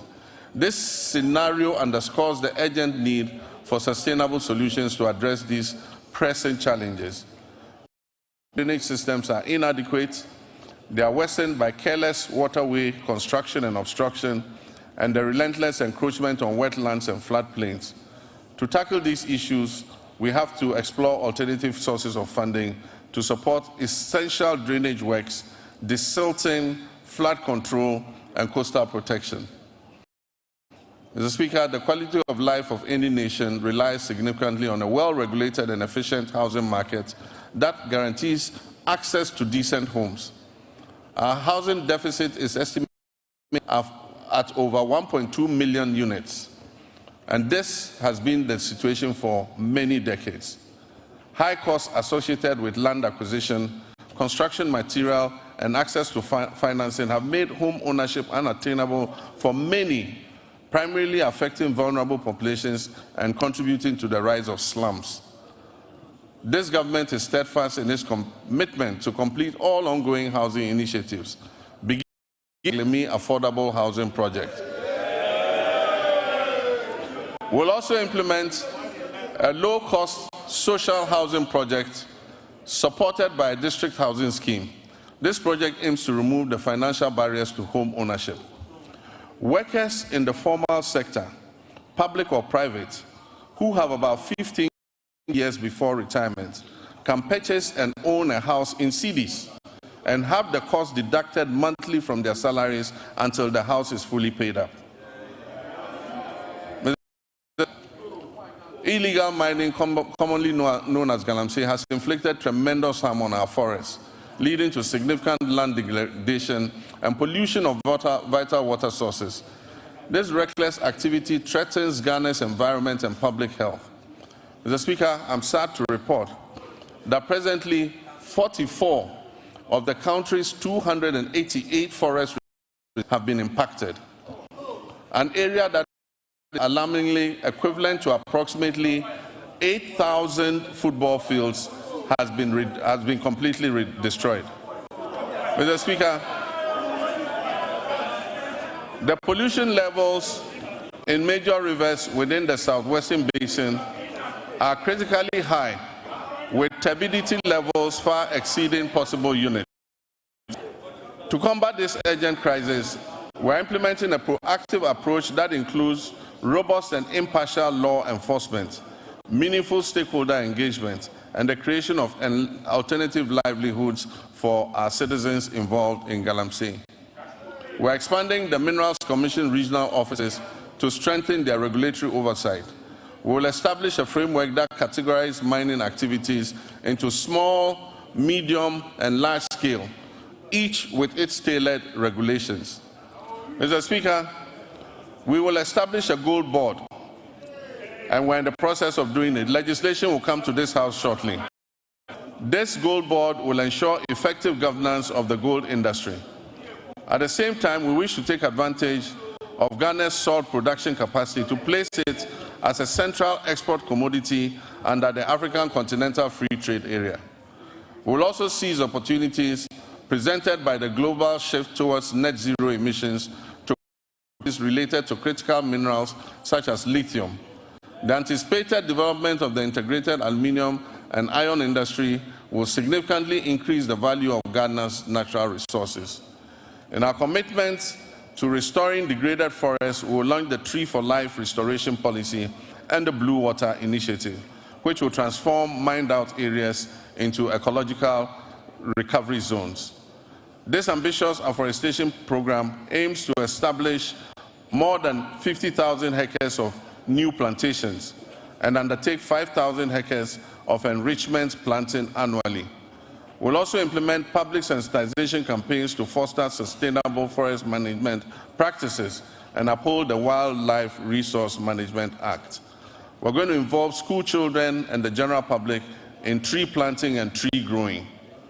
Mr. Speaker, comprehensive reforms will be introduced to enhance transparency and efficiency while ensuring tenure of security in land.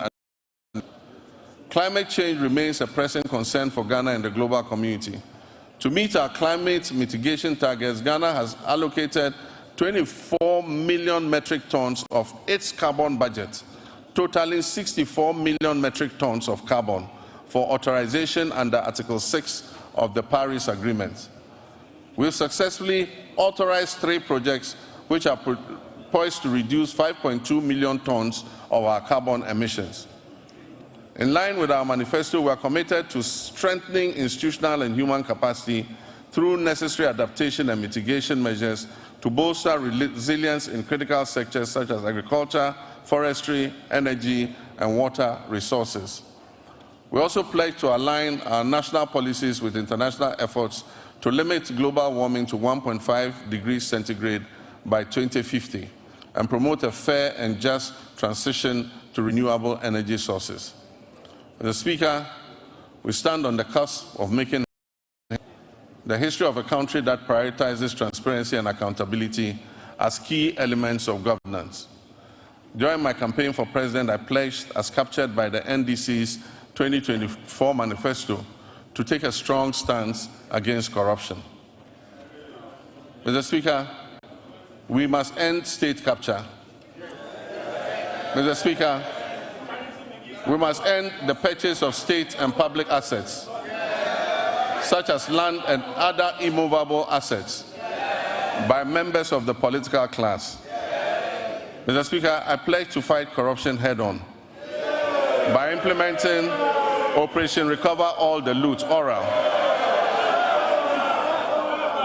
In that regard, Mr. Speaker, one of the first committees I established, even before my investiture as president, was to establish the Oral Committee on the sidelines of our transition. It is instructive to announce that the committee received over 2,000 complaints from the public and has since handed over a comprehensive report. This report has been given to the Attorney General for further review, thorough investigation, and eventual prosecutions. Mr. Speaker, the recent arrest related to the unwarranted payment of $2 million of Ghanaian taxpayers' money in the Sky Train saga, and then also the National Service Ghost Name scandal, mark only the beginning of a comprehensive response based on the Oral Committee's findings. Mr. Speaker, Let me state that my commitment to fight continue with the establishment of a unit at the presidency and the maintenance of where complaints and reports regarding graft and corruption will continue to be received and transferred to the Office of the Attorney General. Mr. Speaker, we will shortly submit for consideration a bill to regulate and restrict the sale of disposal of public lands and state assets. As soon as the 2025 budget is approved, government will immediately take steps to reform the existing anti-corruption agencies by increasing funding and improving transparency and accountability. Mr. Speaker, I voted largely and overwhelmingly and endorsed the NDC because we demonstrated a strong commitment and abhorrence for corruption. We pledged to fight corruption and implement far-reaching reforms that will eventually achieve a sustainable zero-tolerance policy against corruption. Mr. Speaker, the justice and legal sectors play pivotal roles in accountability and fostering the fair, equitable treatment of all our citizens by the state and its agencies. Delays and uncertainties have plagued justice delivery in Ghana, leading many Ghanaians to perceive a politicization of the judicial process. The public trust in the judiciary's independence is alarmingly low. We must work together to restore confidence in the judiciary. My government will uphold the judiciary's independence and work with the Judicial Council and services to depoliticize justice delivery and collaborate closely with us to combat corruption effectively. Mr. Speaker, in line with our manifesto promise to reform and expand legal education, we have developed a legal education reform bill ready to be presented to Cabinet for approval and laying before this August House Parliament. Mr. Speaker, on January 30th, I inaugurated the Constitution Review Committee to undertake a comprehensive review of our fundamental law and ensure that it reflects the hopes and aspirations of our citizens. The committee is composed of distinguished scholars, jurists, and professionals who have made significant contributions to our nation in both the public and private sectors. They will engage Ghanaians and consult with the relevant stakeholders and experts over the next 6 months. Their findings will ultimately be presented to the public for approval, followed by submission to Parliament for enactment into law, and referendums will be held. Mr. Speaker, I'm pleased to report that Ghana's internal security remains stable, despite developments primarily rooted in chieftaincy disputes.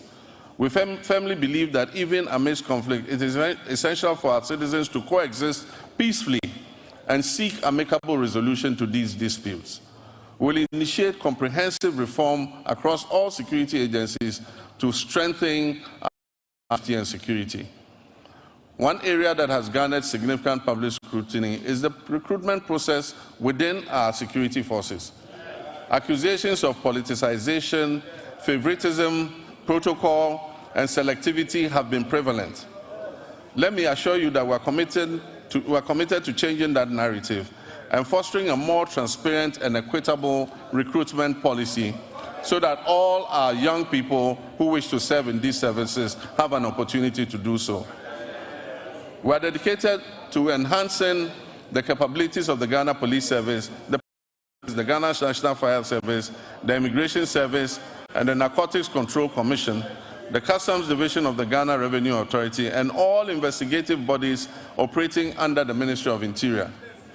By motivating and re-equipping these agencies, we aim to effectively maintain internal peace and security.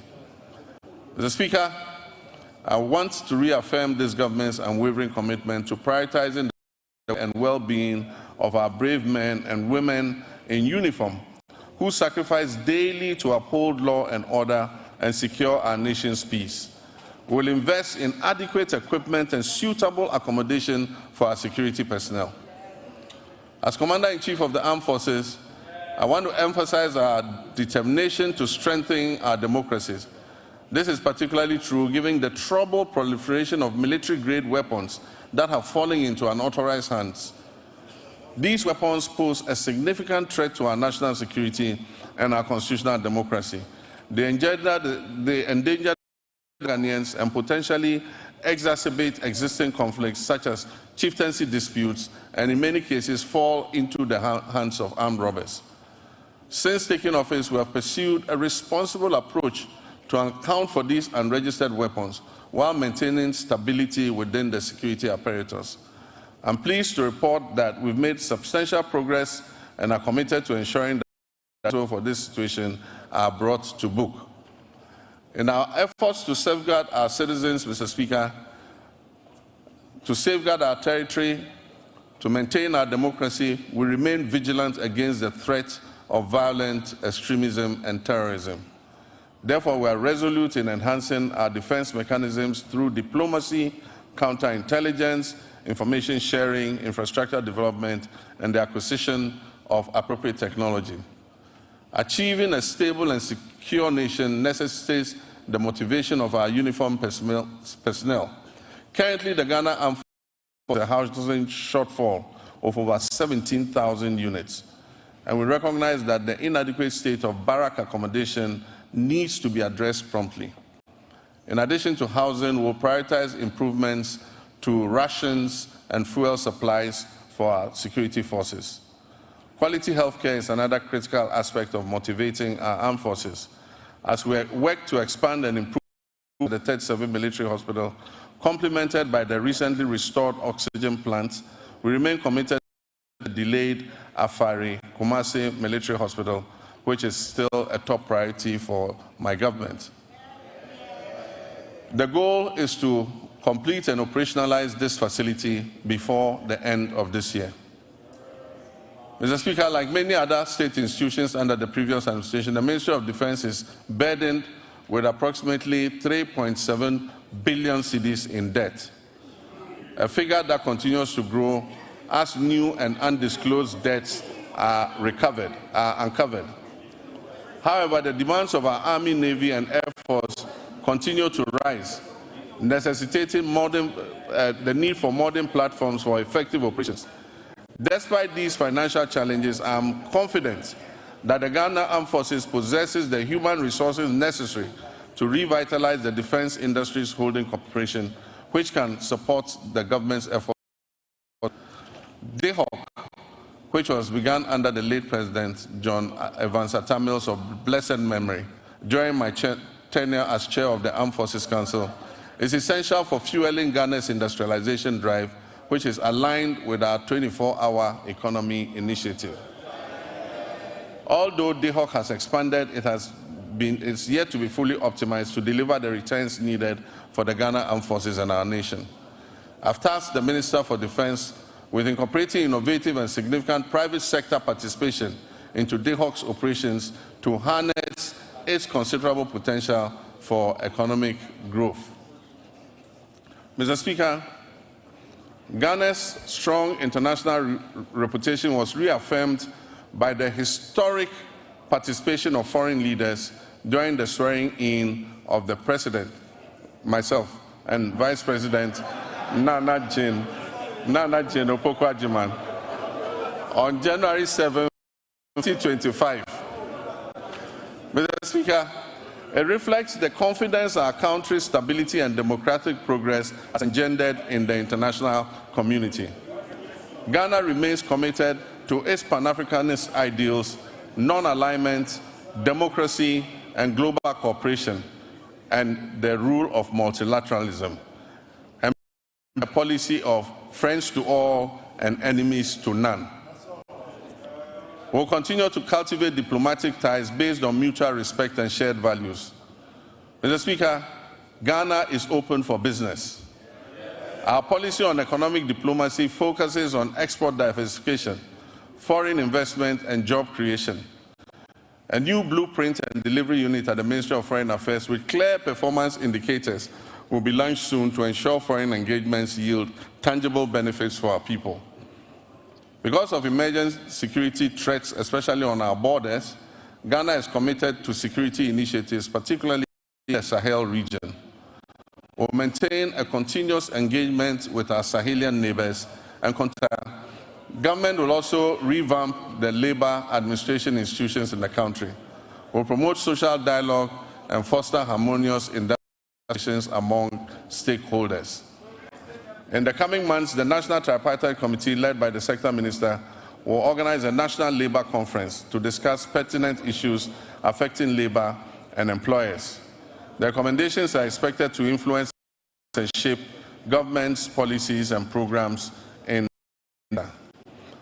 Mr. Speaker, we will launch the Ghana Labor Export Program, which would allow Ghanaians to go abroad and work with countries that we have signed agreements in specialized areas like engineering, technology, welding, carpentry, masonry, and nursing, teaching, and so many and so forth.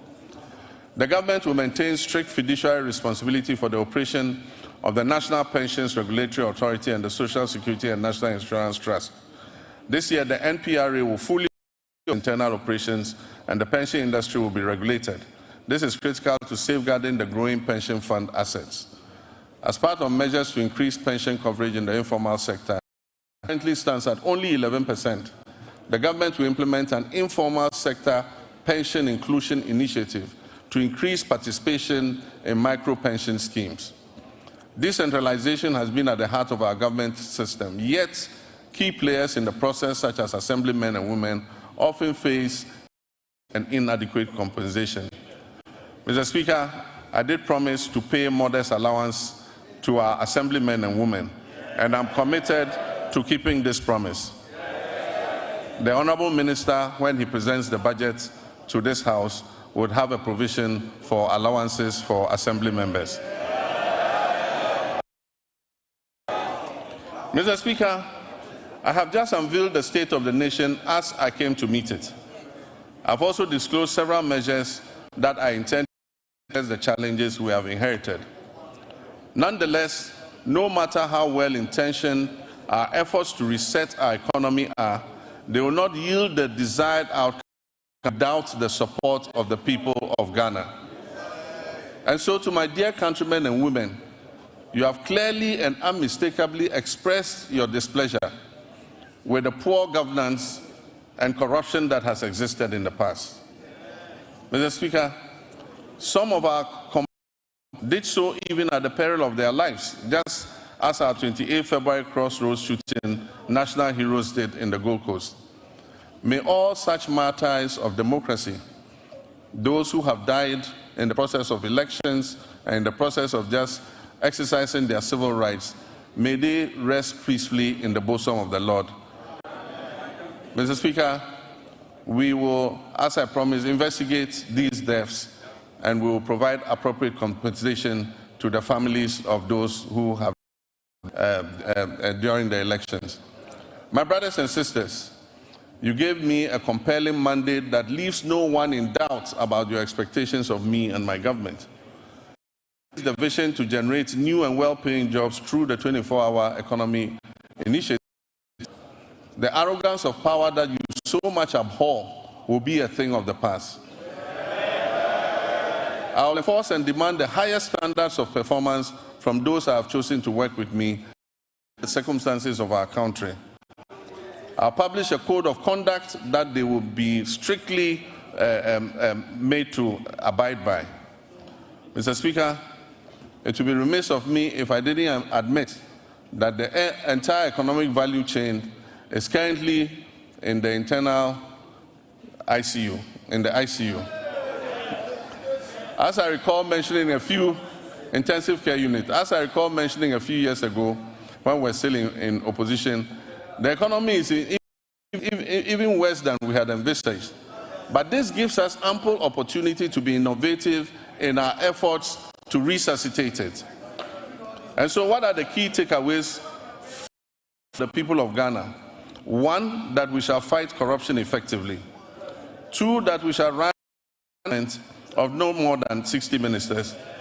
Three, that we shall realign the ministries, agencies, and departments to eliminate duplication. That will introduce austerity, reduce wasteful expenditure and spending, and improving tax collection. Five, that we shall widen Ghana's taxness reform tax waivers, especially on investments, and return to our homegrown solutions. 6, that we will grow what we eat and reduce imports of food and goods that can easily be produced here in Ghana. Your voice and contributions will prove invaluable on this journey of national reset, and I encourage you to make your voices heard. I commit to the use of your resources, eschewing waste and ostentation. We will always endeavor to make the most of the little we have, so that together we can guarantee a brighter future for our children and our children's.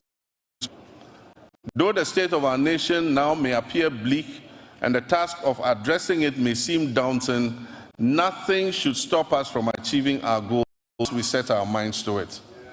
In one collective push, we can resolve to make this great nation bequeath to our forebears and see it come to fruition.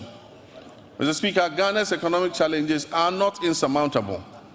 They present the government and everyone else the opportunity to innovate, to reflect, review, and reset, which is the theme for the commemoration of our scaled-down 68th independence anniversary. Mr. Speaker, it is said that there is strength in unity.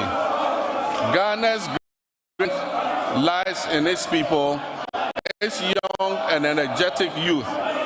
If we stand united, we can be more resilient and build together the power of collective action to overcome economic and social challenges.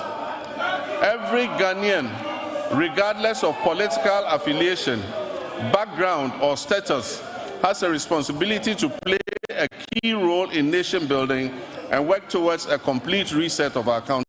Mr. Speaker, let me assure you that we are leaving no one behind as we rebuild the Ghana we want. We will rebuild a Ghana that works for all of us and not just a few. We shall live the dreams of our forebears in our lifetime. And so, my countrymen and women, where despair once existed, let hope radiate. And where the sun appeared to set on our bright prospects as a nation, let a new dawn of enthusiasm and renewal supplant it. So that when I come next year to present a message of the state of our nation, it will be one brimming with excitement and happiness. Mr. Speaker, I thank you very much for this opportunity. I thank honorable members for your kind attention. May God bless our homeland, Ghana. Thank you.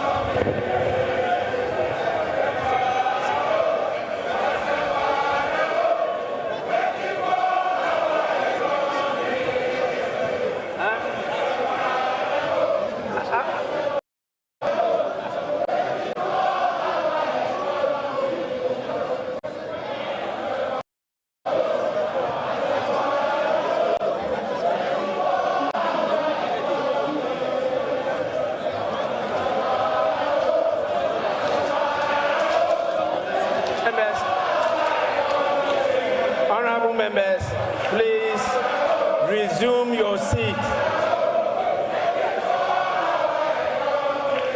Honorable members,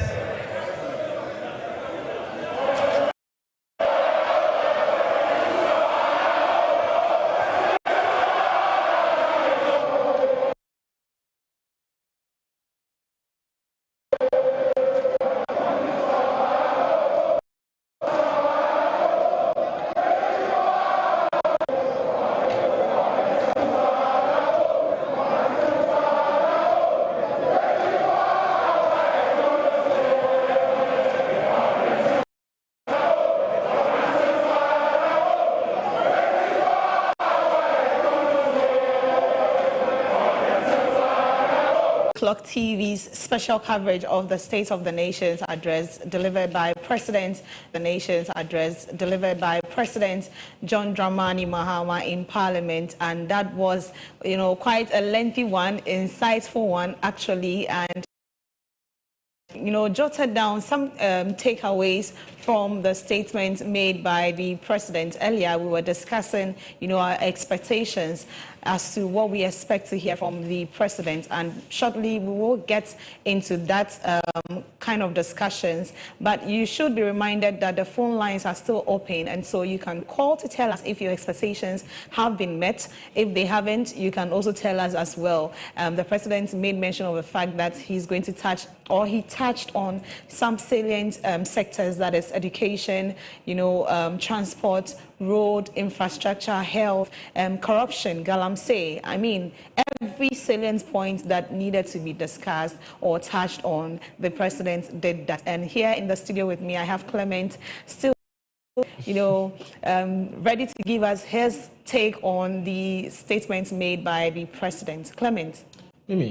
Before the president came, we were discussing our expectations, right? Yes, and before the president said the state of the nation is not good. Do you agree with him?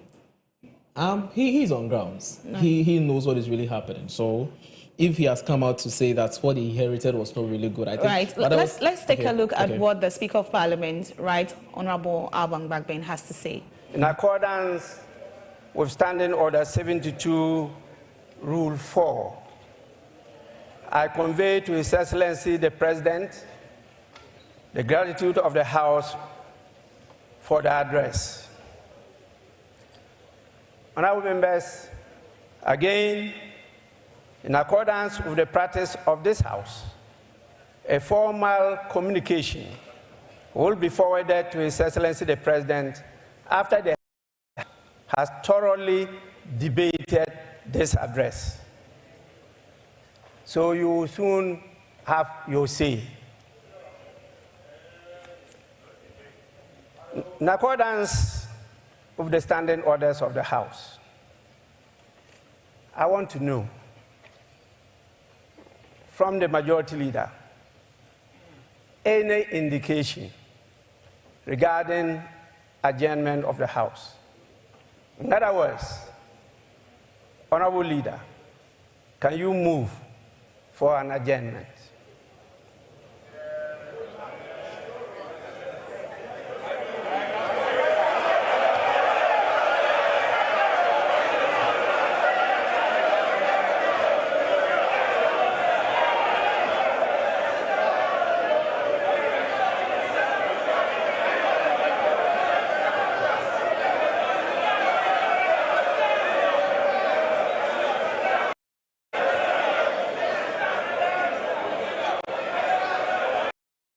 Majority Leader.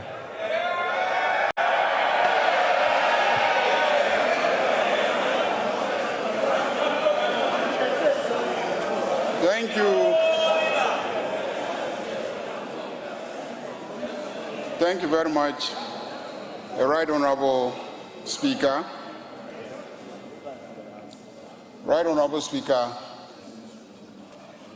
we wish to thank His Excellency the President for fulfilling his constitutional obligations under Article 67 and duly presenting to us a message on the state of the nation. So, Speaker, things are clearly bleak.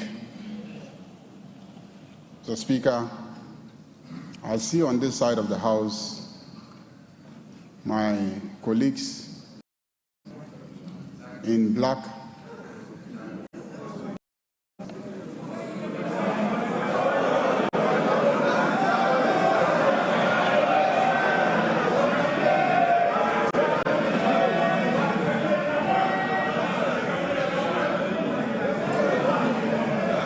Mr. Speaker, it is obvious that they left this economy in a miserable state. And the attire that they adorn today says it all. But this side is in white because His Excellency the President, we knew very well, was bringing to us a message of hope. Mr. Speaker, our elders have cautioned that you don't leave your crown in the hands of a hyena as a caretaker when you are traveling. Don't be surprised when you come back and the carcasses of all your livestock are gone. Mr. Speaker, what has happened to our economy, country, and the presentation that has been made says it all. It is sad, it is unfortunate. But His Excellency the President has brought us hope.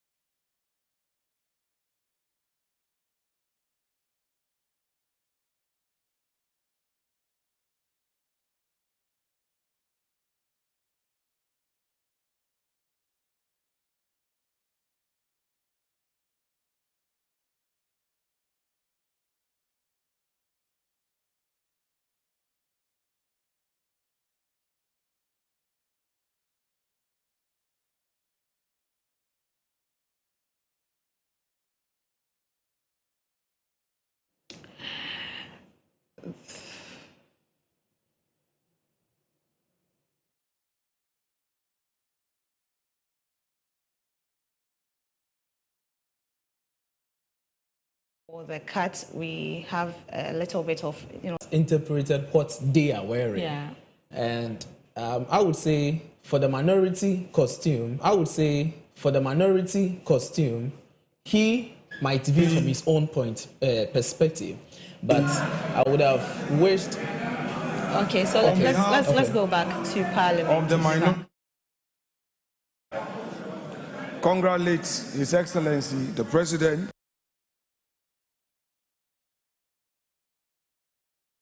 When you came to this house, you lamented on the same state of the economy that you had presided and re-echoed the point that we are left with just the bones. Mr. Speaker, the again says that he has delivered less ministers. But it is clear that his strategy is, if less, more divide.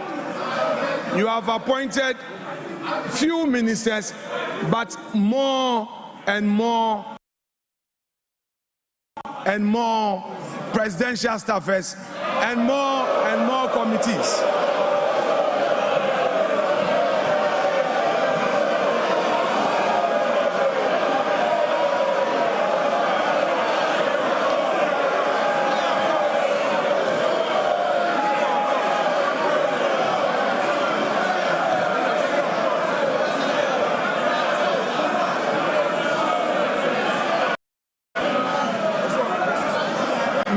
Speaker, Mr. Speaker,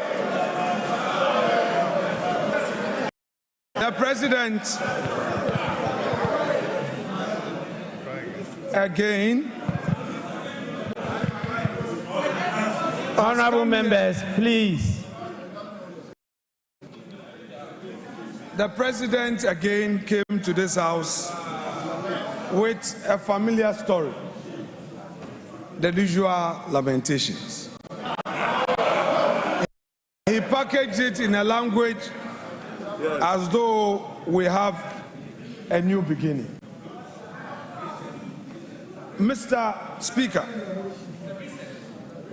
if the President has any concerns, his duty is to fix it.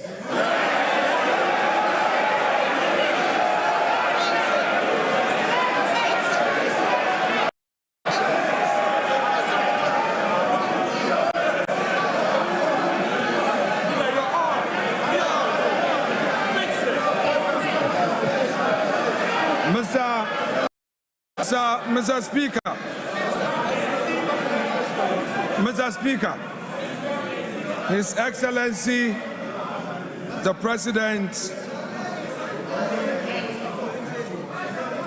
has announced to us a cabinet of 19 with only 2 women. The daughter of the founder of this NDC, Zaneto Rollins, is missing. Haja Ladi is missing. Helen Intosu is missing. There are the women in this government. The Vice President. Honorable members, please, order, order, order.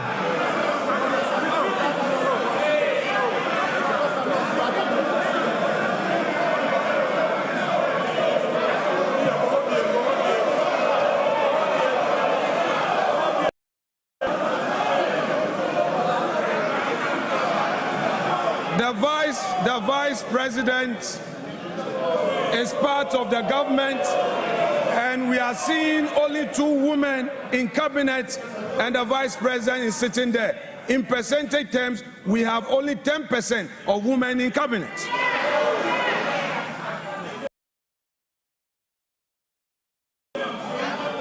Mr. Speaker,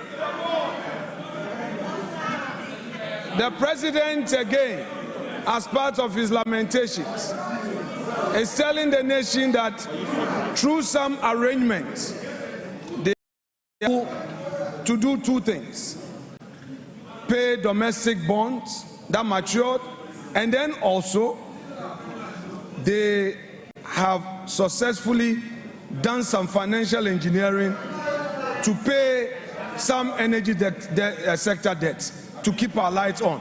My question is, has the President any budget? This is the budget he inherited, the revenues he inherited that he has used for this purpose. The same government is condemning. Mr. Speaker,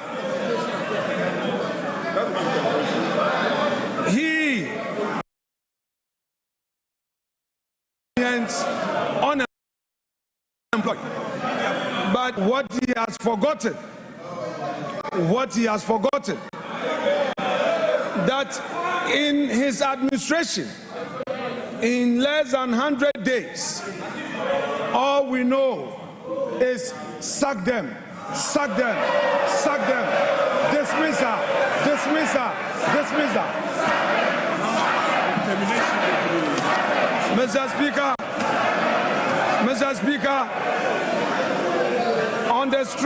on the streets of Accra today, the youth of are saying that Mahama Bakun termination bebre.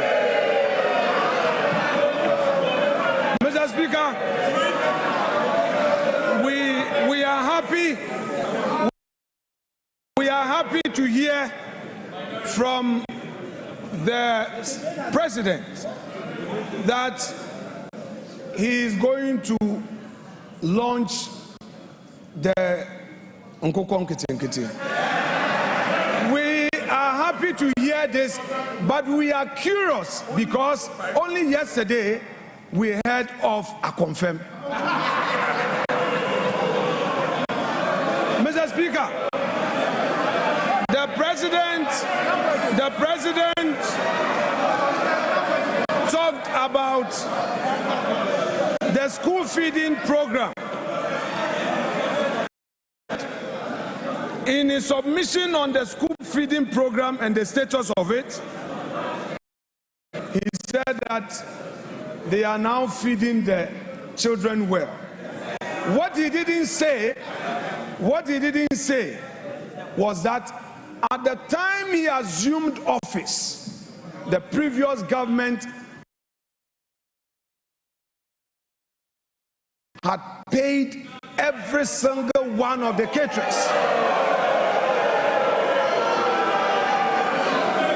What he failed to tell Ghanaians was that President John Ajekum Kufuor, who is seated in this chamber, was the one who initiated the school feeding program. Did not acknowledge him.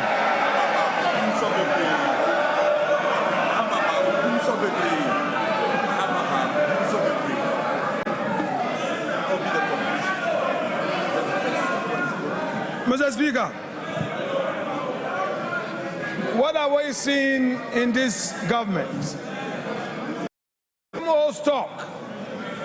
The same old stock. There's nothing new. There is nothing like transformation. Only yesterday, Mr.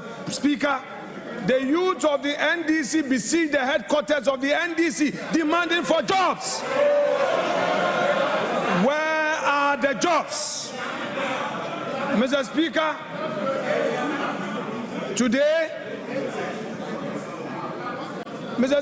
today we are seeing the 184 or so filling this chamber, the 183, plus the MPs who have caucused with the NDC. Today this house is full, but Mr. Speaker, Mr. President must know that the majority is frustrated. They don't come to the chamber because there are no jobs for them.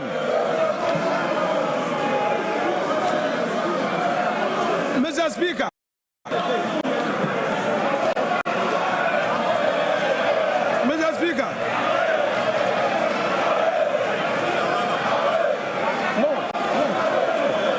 we have patience.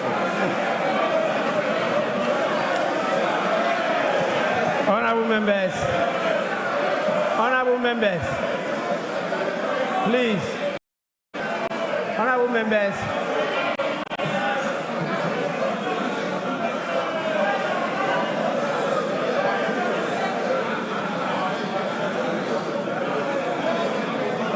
Honorable Minority Leader, you have 1 more minute.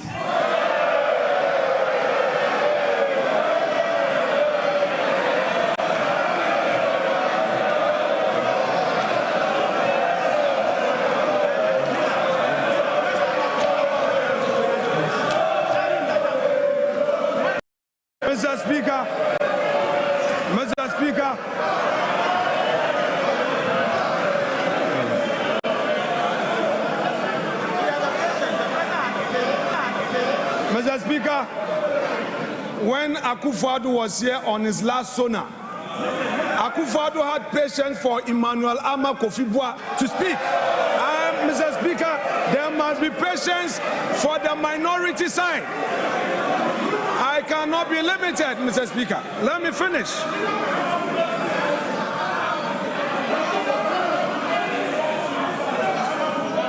Mr. Speaker,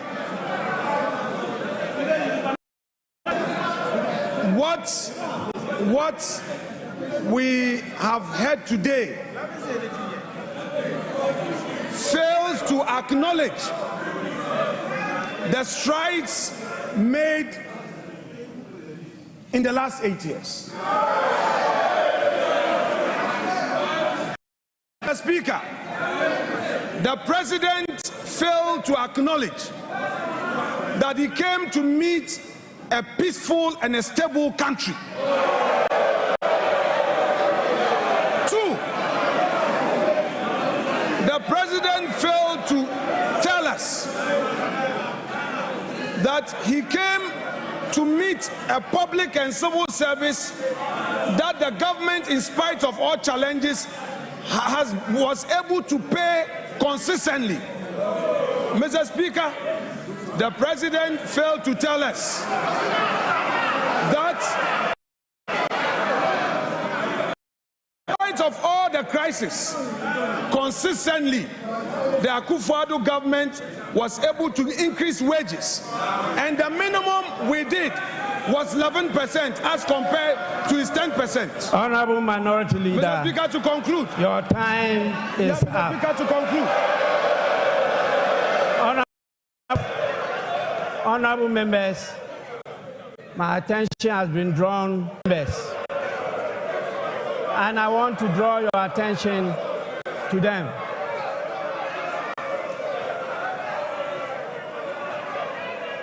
Honorable members, we have with us in the chamber Honorable Bernard Mona, the PNC presidential candidate for 2024. Members, we have the APC presidential candidate Hassan Abdullahi Ayarga.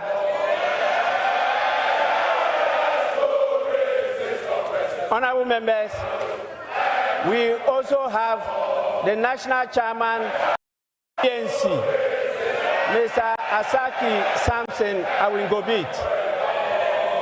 And we have the PNC vice presidential candidate in the person of Joycelyn Akofa Doche.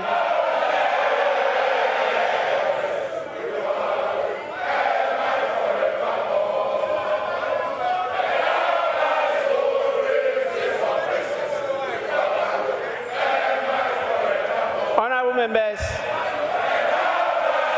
I now put the question.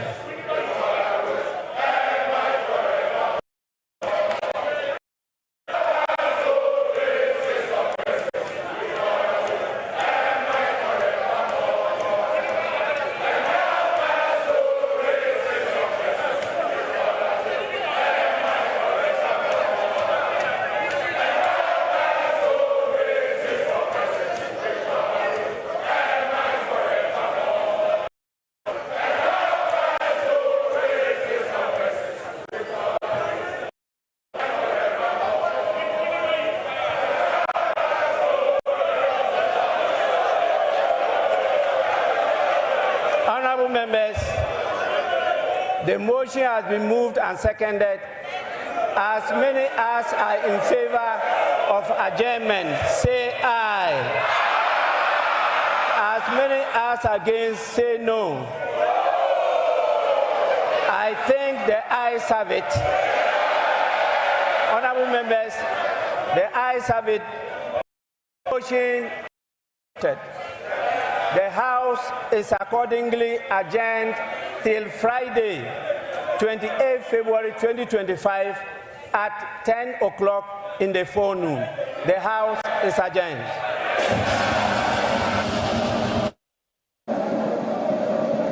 Reactions coming from the Parliament House, where we the minority leader played the role of an advocate, fighting for the rights of individuals like Honorable Zenato, and the fact that her name hasn't been placed on the cabinet ministers list, or former president John Agyekum Kufuor, whose name was also taken out, or who was not acknowledged as being, the breadwinner or the bedrock behind our free school feeding program. But Clement, what's your take on that? So I would say there's a normal parliamentary practice. You would not see the minority leader trying to acknowledge the certain president would do. It happened on the 3rd of January after the former president and Akufo-Addo's speech, you realize the deputy majority leader then, Honorable Amakofi-Boa, also came out to speak. So I think that was exactly what minority leader was saying. But there was a few things he said. Before we come to that, I would remind our viewers that we have our reporters on ground, especially at the Parliament House, and we are hoping to get some reactions from some members of Parliament to know their take on the State of the Nation's address delivered by President John Dramani Mahama. And so intermittently, we might have some phone-in sessions with some people at the Parliament House. And so what you're seeing on your screen is the president making his way out of the Parliament House after he delivered his State of the Nation's address. Clement. So, Mimi, as we were saying, it's a normal practice, and you not expect the minority leader to actually accept the thing. But one thing was looking, like most of the things he was talking, is like, President already acknowledged it in his speech before the minority also really talked off. But quickly going into the speech or the State of the Nation's address itself, we were talking about few issues, especially in the aspect of Agenda 111. Exactly. I think we were talking about it. Sure.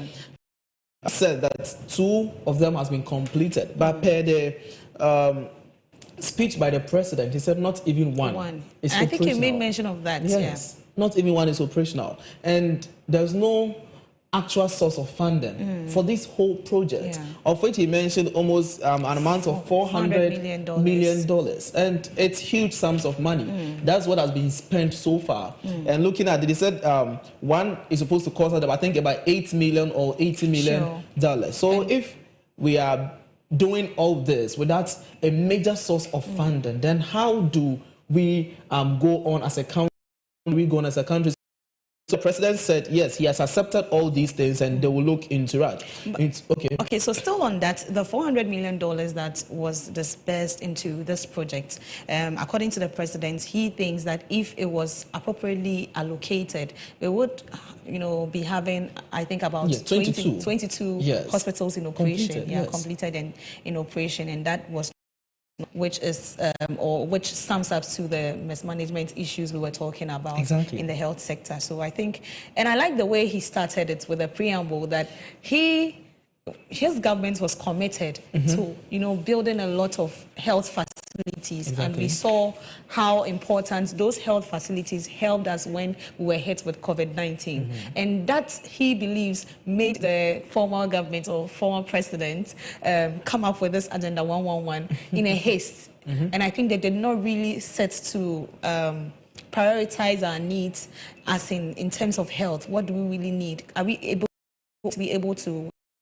these 111 hospitals in the span of 8 years? Are we going to do all these things? I think they worked in a haste, and at the end of the day, they were not able to achieve their goal. So that was just a little bit. So maybe just to add to what you said, you see, he also made a point that during the administration, they started some hospitals. He believed it should have been continued by the government, but they didn't do that. And 111 projects all over. So if they also says they are not going to continue what we've done, that is a loss to we Ghanaians. Our money is going waste. So we would, as the president said, they'll review that very project and take the necessary action.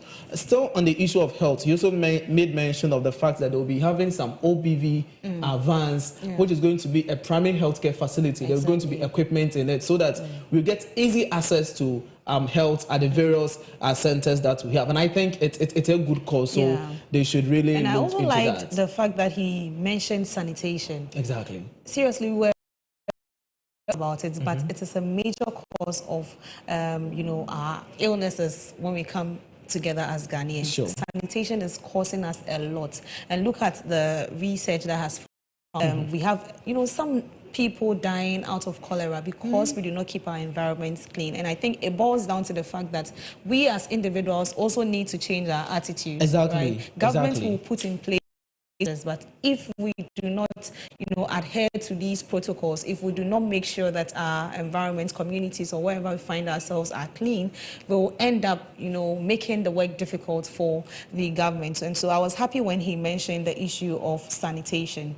Yeah. So maybe going into, I'll just move into the issue of the education because it's something we're really talking about. And I was happy he was able to touch on the issues we're discussing. Just everything we mentioned. Yeah, because for example, the allowance, 20% allowance to the rural teachers, he touched on it and it was like, he's really going to make sure it works for them. I had a concern. I mean, you say you're going to send allowance to, teachers who will be transferred to these rural areas. Okay. What happens to those in the urban areas? So I think looking at the whole issue, the issue is motivated when they are put into areas without light. Okay. Areas that you can't sleep comfortable. Maybe you have some villages when you go, the problem. As a teacher, you need to climb a mountain. so they checked all the climbing a mountain before you can call someone, that kind of stress alone. So they need to cushion you so that you can be able to embark on such a journey. So I think that is the reason why they just want to go on that. I also want to talk about the fact that he also made mention that they are going to introduce new curriculum for the senior high and technical schools. It's going to be implemented this year. And I think it's a good thing. It's something we're talking about because we realize our curriculum, seriously, it's not helpful. Seriously. It's not helpful. And I was happy when he mentioned that because earlier you mentioned that we need to review our curriculum. But I was also happy when he stressed on the fact that no school building will be, built no new school without an accommodation for teachers. It's important. I was so happy to hear this. It's important. So if you're a teacher out there, then this is some good news, for you. And transfer to any rural area, just be rest assured, okay? You're going to get a place to lay your head. You're going to be properly in terms of accommodation. President has you guys in mind. So, but it's everything.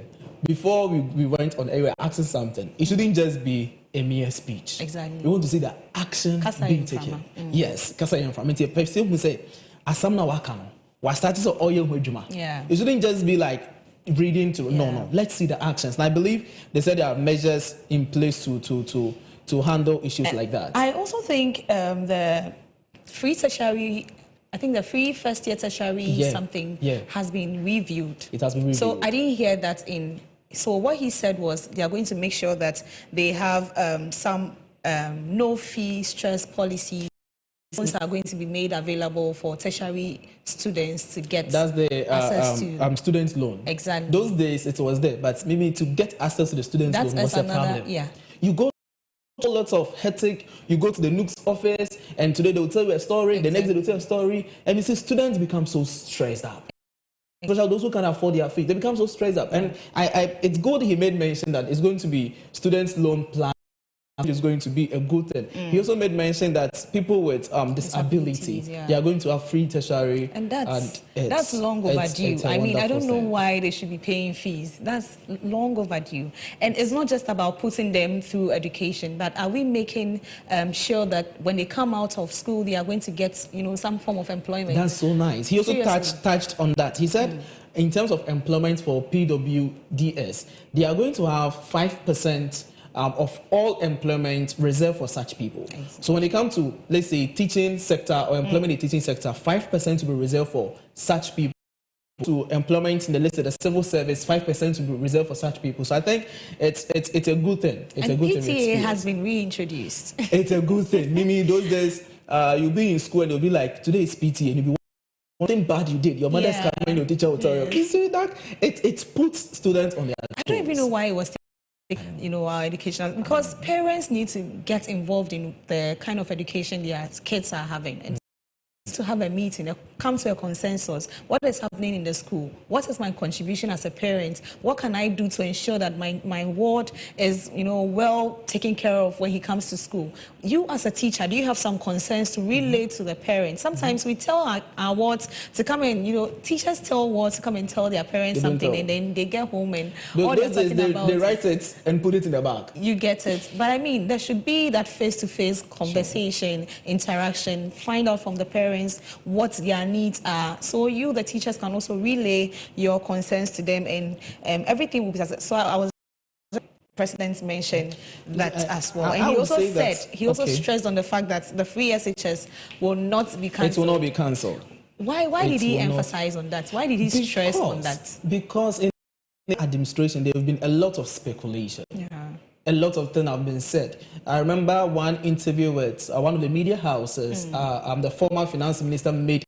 People were thinking that it is a course that's going to do that is going to cancel free usage. I think that is the reason why he really stressed on that. He said he's in to review it, but not really to just cancel it. But still on the issue of PTA, maybe one feels so obliged when the person is part of decision making. Yes. That is how I see life. Yeah. If I'm part of decision making, I feel that my contribution to that thing, it's a must. Yeah. So if parents are not part of decision making of their kids, how do you expect them to contribute? Exactly. And obviously some parents too, I think we too have to look. Some of them don't have time for their children. It's true. They leave early as 4 a.m. to work and they come back around 7. By the time you come, the child is already asleep. Yeah, so you don't have even correct assessment of the child. So these are the things I think parents moving forward we should equally pay attention to. Maybe more aspect of I don't want to go into the economic aspect because we'll do that. We will do that later because today he made mention of a lot of issues, sinking fund, down, and I was like, really, this what's happening. I think he said, let's get to aspect of agriculture. Yes, agriculture. And basically he talked about what those days in the campaign, they were talking about of President Mahama. And I think the minority did also stress on the fact that yesterday the head of a confirmed and today is Nkokitengete. So, and it's so amazing. But the president must understand that it's a program that they are going to enroll about 55,000 households. Yes, in such a program. And the essence is, they are going to move into poultry so that they produce the eggs and the poultry, the meat that we need to, these people are going to do. So I think it's a good cause. Agriculture is the bedrock of Ghana. Exactly. The cocoa sector and this crop, he made mention of the operation Feed Yourself. Different way. Feed Ghana. Yes, Feed Ghana. Yeah. But it's going to be in a different way where we all have to involve ourselves and consume Ghanaian, consume Ghanaian products. I don't till now we import rice. We have to import, things that we can produce as Ghanaians. Mimi, the whole issue is, I saw one company and I think they were giving some items to their staff. And when you look at the rice given to the staff, Charlie, it's not made in Ghana. They bought it either from France or from Portugal. Okay. And I was asking myself, we all want to promote used Ghanaian products. So why do we do that? At the end of the day, we end up blaming the government. But with the very institutions, when you go to some government institutions, at the end of the year, giving out, let's say, prizes or Xmas bonuses to their workers, they don't even use Ghana rice. They go and buy other rices from other countries. So we as individuals are not, we need to reset ourselves. Oh yeah, that's a fact. We need to reset ourselves. We are not promoting our own. It's true. It's very true. And so I was excited about the Nkoko Nketenkete project. Yes. I mean, when we check the which a lot of Ghanaians consume meat. Chicken is the high meat most Ghanaians have. And so if you have a chicken or a hen in your house, akoko baako. Now I will be brave. I think minority said Mahama baako. Termination. But I mean, we can all come together to help, grow our economy in terms of agric. And so we have a role to play as citizens, as Ghanaians. Let's patronize our own. You see, Mimi, the whole issue is someone who lives close to you is probably selling, let's say, rice. You end up not buying the person, but you go out and make order. That is how the issue starts from. Your own sister, let's say, is into a nice beats making. You don't go for that too, but you go to market. Stress on that, my brother. So I think we should buy our own thing. But maybe let me say that he tackled on the issue of NSS. And I love the part he said there's going to be at least some part of national service. Yes, it should be, because if not, like some of us by now, at least when someone beats us, you can be the person back. But that's not a guarantee that you're going to get yourself into the security service. Oh yes, it should be a primary thing everybody should go through. I think when you go to other countries like the US, it's compulsory for you as a national service personnel, and it's put you on the front that assuming issues happen to you in terms of let's say war, sorry to say war or any other thing, you'll be able to defend yourself. It's true. Yes, so I think it's a good thing they are going to do.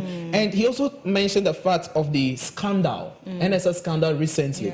He said that they should declare all those people wanted, and also they should freeze their assets if they don't come. It's true. And I think that is a good thing. We should go. Step in the right Anybody who is in line with any scandal issues, the person should come out. But if the person fails to come out, they said whenever persuasion fails, force must be applied. This is the resources of the country end up in one person's pocket. So I believe that it's a good cause that the president is doing. But so Clement, you mentioned something with regards to Takrade, Sekedi Takrade. Oh, yes. I thought you were going to mention that since you're from there. So briefly, so that we wrap up. Yes. I'm the because Mimi, Eko Sekedi Takrade, Abrabo Yazan. People traveled away from Sekedi Takrade, come to Accra, come to Kumasi, in search for greener pastures. Some of us, we grew up in Takrade. Me, I grew up in Inchaban. I completed Shaman Senior High. So all my life I've been Takrade. But people in Takrade are now migrating to Accra to look for jobs. Why? Because the standard of living in Takrade is very high. It's true. As the president said, on your way when you're going to a place like Agona Kwanta, that is where mostly you see these companies. All these companies are not there. I was there recently in January. All these companies, they've left. So what is the issue happening there? But they keep on telling us that the best come from the west, the best come from the west. But it's like, I didn't read them. So Western Region, I think we want to say thank you to Mr. President that he wants to visit Western Region once again. I know not only Western Region, but all other regions. I wanted to talk about that. Yes, all the regions as well. Yeah, so he should look at the less privileged regions as well, and make sure that some developmental stimuli are placed there to attract people. Go there and less burden the population here in the Greater Accra and also the Ashanti region, because it is all I don't know, but it's like a cycle. It is. If nothing is done about it, it's really going to affect a lot of us. So I think President should draw his attention to that. I think this is where time will permit us. You see, I was talking about this youth employment, Ministry of Youth Employment, and he touched on that. Yes. So I think it's a good thing. It's very wonderful. He made us understand that institution is going to help in development of the youth and also its empowerment, and I think it's a good thing. Right. So this is where we draw the curtains on this special coverage of the State of the Nation's address delivered by President John Dramani Mahama in Parliament. He did that, I think, few ago, and so if you did not get the chance to watch, we have this is recorded live on Facebook and also YouTube, and so you can visit our page on Facebook and on YouTube and get to see what the president said about the state of the nation. He made mention of the fact that it is not good. I don't know. Well, if you also agree with him, then that's fine. But we are moving on. So basically, I am Miriam Abna Adede, and I was your host for today's special coverage of the SONA 2025. I did this with Clement Yabankwe. He analyzed, some key issues raised in the address. And so that's where we'll leave you. We have more programs coming your way. Stay with us. We'll be back.